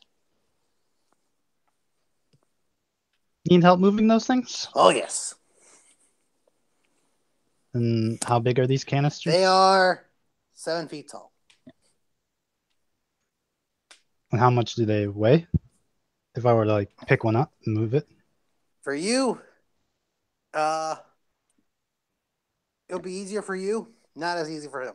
It'd be like carrying a couch by yourself. Okay. I'll just do it myself. And I just pick it up and hold it over my head. Where do you need this? Inside, you feel the water sloshing inside of it.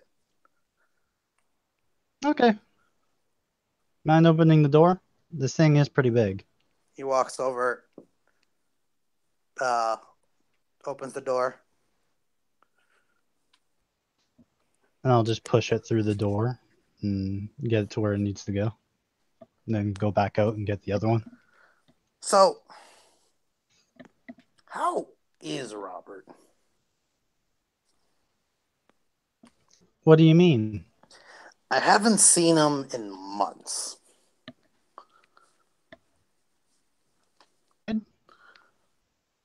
Oh, no, I am. He hasn't answered the door in months. Oh. He's been...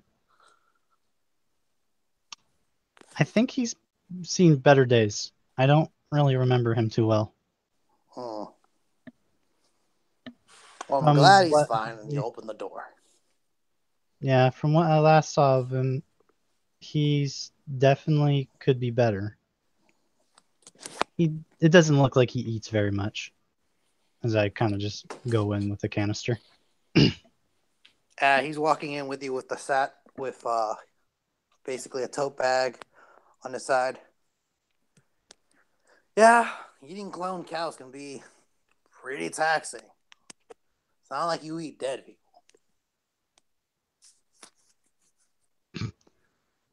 Both of those things sound very nutritionally invalid. You're telling me I miss a good burger. And then I'm going to move the canister the rest of the way because I'm sure they don't want to have a conversation with me while I'm basically holding it over my head. You bring both canisters in and the door locks. Henry walks in and sees basically Arthur looking over the white this large whiteboard, and Devin looking over Robert as he's mixing these herbs together into a liquid. Henry shouts over to Robert, "Hey, Robert, Mr. Mason, got your drugs." Robert just goes like, gives a thumbs up and just keeps mixing. Henry just tosses it to the side and walks over to the couch, picks up a book.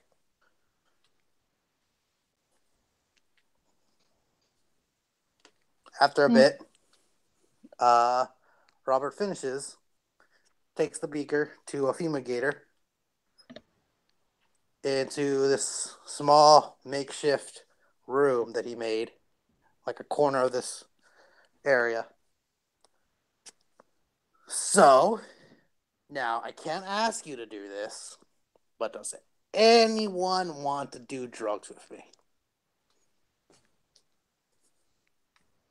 I'm not sure how well these drugs would be compatible with my electronics.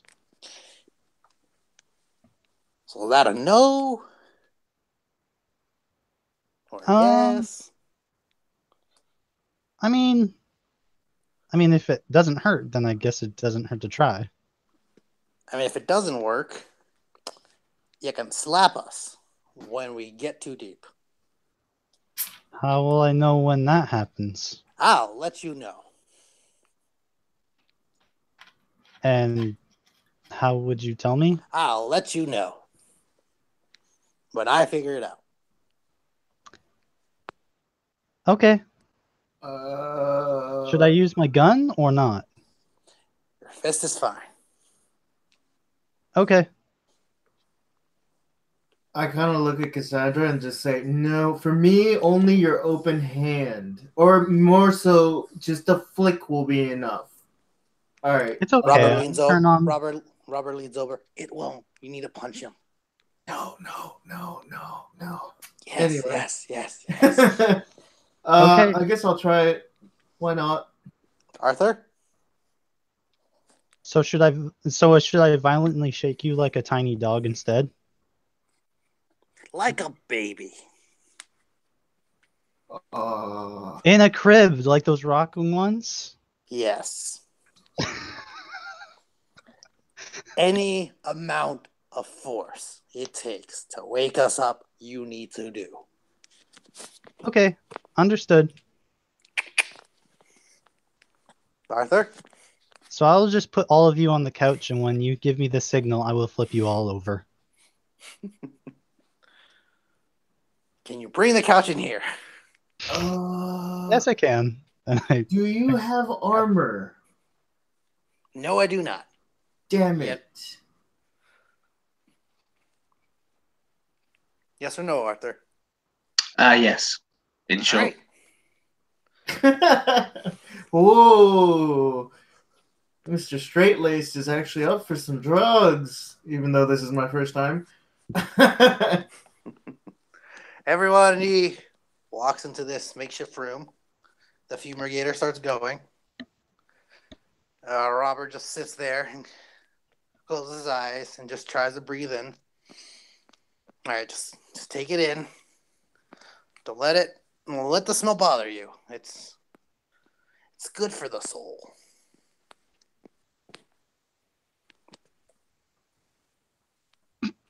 I'm curious if this affects my color sight. This is the clearest your color sight has ever been. I fucking knew it.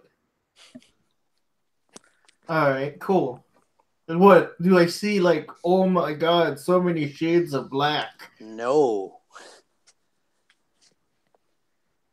All of you in taking this, even Cassandra herself, just start going into a trance. Robert's nose starts bleeding. But you guys don't. He just takes it in. And his eyes open slightly as you're all feeling your body leave, your mind leave your body. And you're all just taking this in.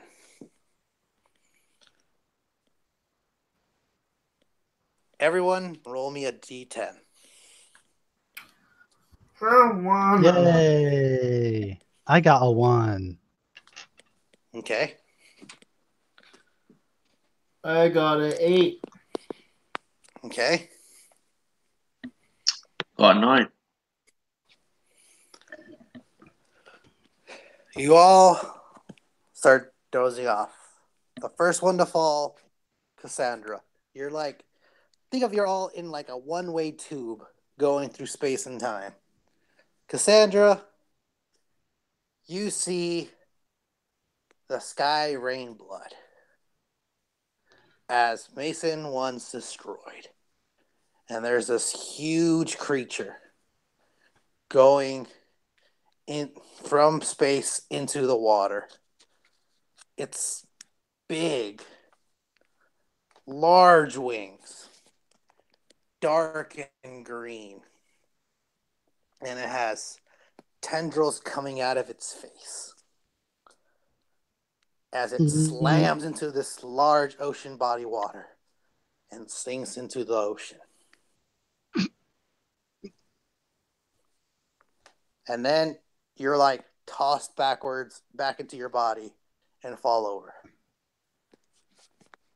The like AI in me is like, oh yes, I'm taking in all this information, and then the human, like the barely human person that's going on inside of me is like, oh my god, no, what the hell?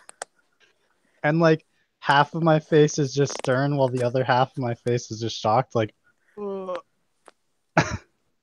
The rest of you, So you're having a stroke. basically. her two personalities are clashing. The rest of you see the coming of days. Basically, all these watery creatures start leaving the ocean and start going around looking for people. They ignore the ghouls, but the ghouls fight them off, and they start looking for humans. Any humans they capture are dragged back to Dunwich, are dragged back to the ocean. And you're seeing men, women, and breeding age children being forcibly taken. You see what becomes of their offspring as mutated creatures of watery flesh. A lot of people don't make it through the breeding process. The men are just sent back to the shore with no recollection of what happened. Women and children die. You see past that. You then see an old wizard on top of his tower, finally finishing up some sort of ritual and spell, and brings open this huge eyeball that basically turns his mind to goo and then forces himself down his throat. You see the shadow of this man transform into some creature that's not human anymore. Then you see a large mantis looking at beakers, opening up humans, shoving parasites into them, and then you see clickers being born as they run out of the cave. And he basically sighs, makes a check, and goes back to work on another human.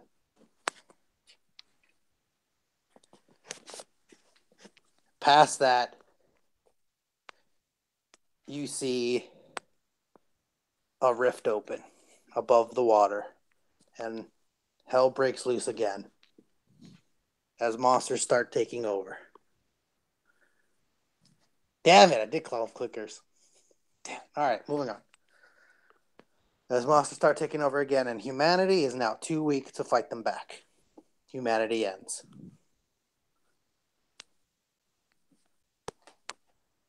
This is where Devin falls off. Devin, you see what happens when you shove all the crystals into this time machine that Robert's making. It opens up this blue portal. And as it opens up, parts begin to fall into what seem like angled positions. And these dogs come out from these corners and start attacking everyone. You see Cassandra push both you and Devin into the portal as these dogs are on top of Robert.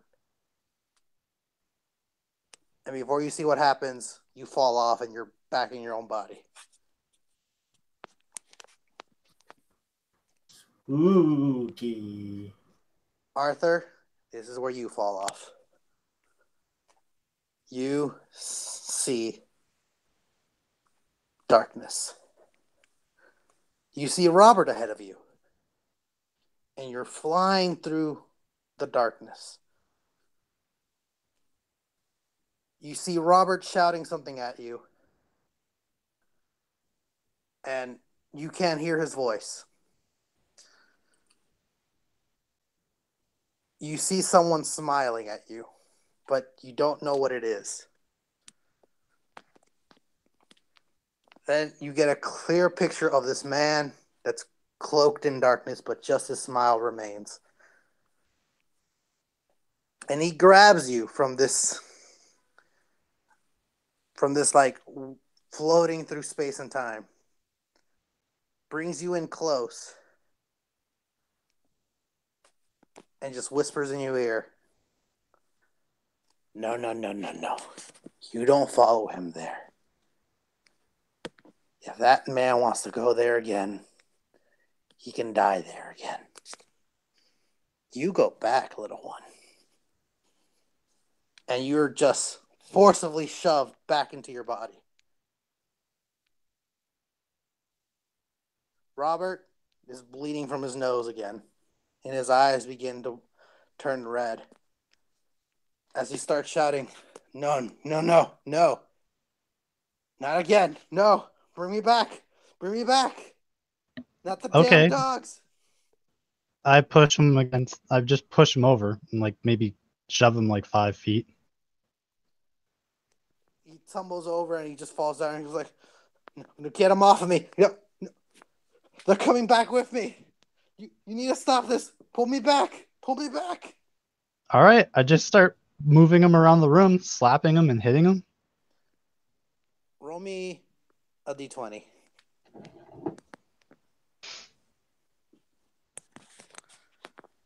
Just a flat D20? Yep. Okay, I only got 3. This is how well you're able to hold back your punch. Oh. Shit. You're panicking. You're like, he told me to punch him as hard as I could. I remember him saying that, right? And Yeah. wham, Yeah. you punch his arm in, and it snaps. And he screams as like his eyes go back to normal. And he just starts shouting, "Ah, fuck! No! Ah, no!" His arm is bent the wrong way. It's purple now. Okay. And he goes like, "Oh, thank you." No problem. Right, let me go get the medicine kit. Well, yeah, no, I pull it out of my pack and kind of take out the things. He coughs up blood. It's okay. I'm fine. I'm fine. And I he mean, you at least need to splint that. Cassandra, can you make me a splint real quick? Yeah. No corners. Okay. Make a splint out of a spaghetti noodle or something? Just no corners. All right, just smooth out the lines. Roll me medicine. Oh. Oh. You mean the skill I probably get +0 in? Yeah. I have a +0 in heal. Roll me heal. He's probably gonna lose his arm. Oh, I got 13. You make a pretty good splint, and he wraps it around his arm, sticks it in. Oh. Well, what did we learn? Don't trust an android to wake you up through brute force when she can move 4,000 pounds with one hand. Nah, don't do drugs, kids. I like Devin's answer better. That was trippy. Never again. Thank you very much. I'm not going to do that ever again. I wouldn't recommend it. And he lays back on the couch next to Henry and he goes like, "Oh, you're back." Yeah, he was here for a while now. Meh. Are the colors still He clear? even said hi to you. The colors are slowly fading Damn back it. to normality. By the way, what like you said they were clear before, like to what extent? As in you couldn't see the colors anymore. Oh, interesting. I'm just going to hold my teddy bear. Like my life depends on it. So what did you all see? I saw a giant monster floating down from Mason Base through the space and the atmosphere into the ocean. I just explained what I saw. And then was like, yeah, that's pretty crazy. Neat. I saw you. And when I tried to follow you, someone told me that I couldn't. They pushed you back. Well, they probably saved your life then.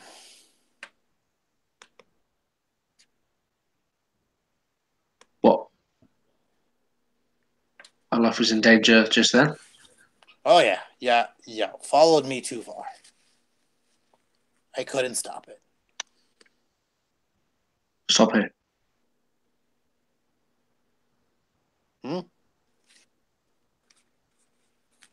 Stop it. I don't know.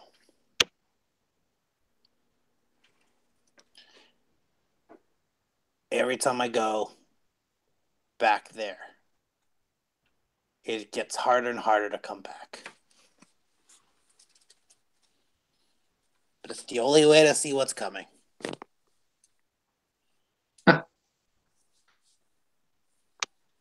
Again, do enlighten us. What did you learn from that?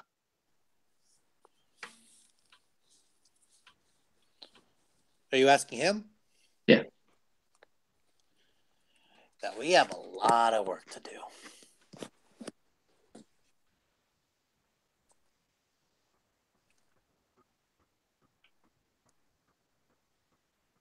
I don't understand what we're supposed to do. Well, we need a power source at least.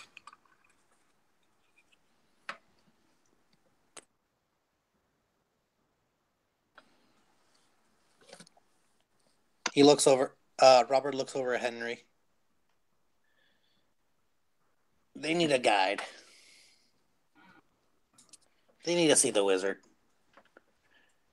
And Henry just shoots up and goes, no. No.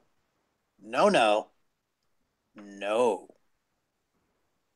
No. And he starts walking away. No. No. I'm not taking them there. They'll die.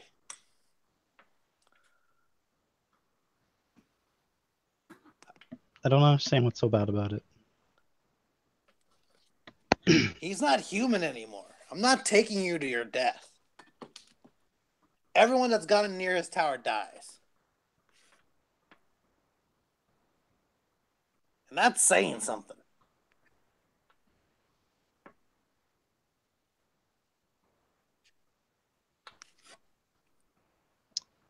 Oh. Okay. I've seen ghouls die, and we're hard to kill. I've seen Mason people die. I've seen normal people die. I've seen crawlers die. I'm not taking them there, Robert. Arthur says, is there another way? And he talks to Robert. Not that I know of. We need a big power source.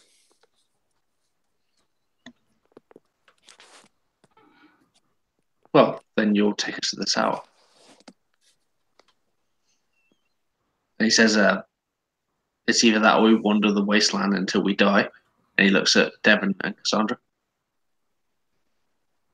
I would like not to wander. I would like to build a place and then call it my home and then fortify it so that nothing can ever break in until our inevitable demise, apparently.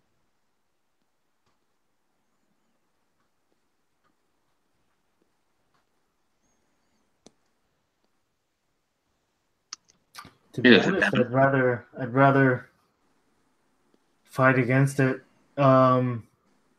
Just sitting and waiting for it to happen would be worse than at least trying.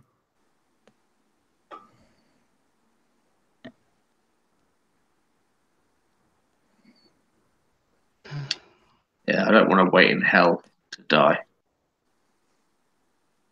Well, then okay, we better get going. And he looks at Henry, sort of scowls at him.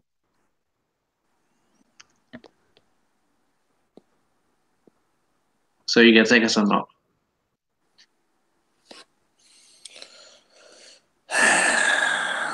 If you need me to take you, I'll take you.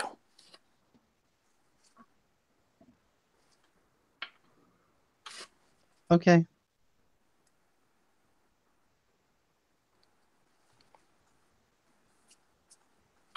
I get in. I just pick up all my stuff and I say I will be in the back of the truck. There's a knock at the metal door.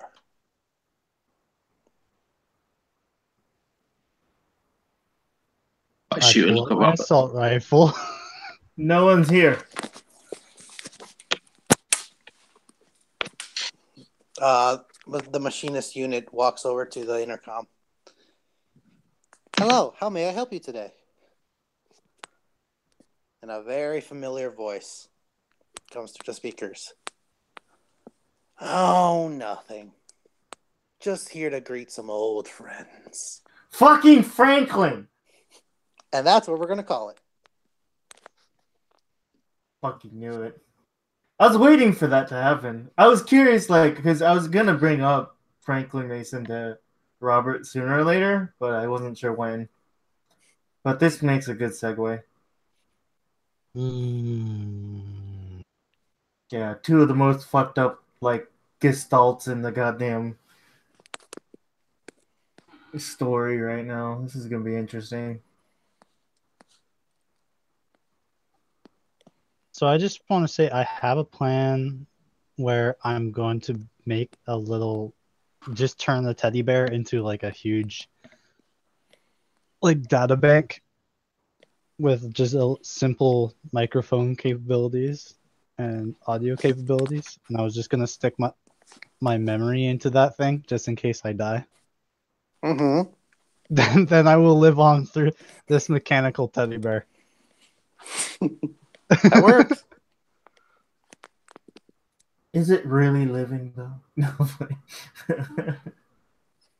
Oh, it's better than being reduced to ash or dirt. She can be Or- hugged. Yeah, I can hug people and tell them that they look nice. And not Beautiful. break their arms. Well, I mean, I could install a gun into it.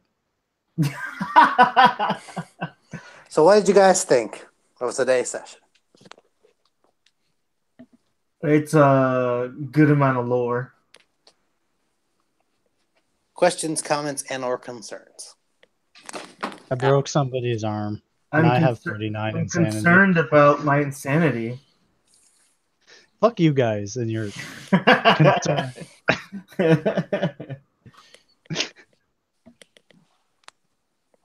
Oh, God, Damn it. Yeeg is crazy. I think this is pretty good. I think this is possibly, this is a big shout, but one of the best, if not the best, campaign you've done for me. Yay! I'm enjoying it Yay. a lot. That says something, because I suck. I'm curious how you're gonna tie it all together. Yeah, Because that's the hardest for all these time travel or Hey, don't worry. parallels. Don't worry. I'm not.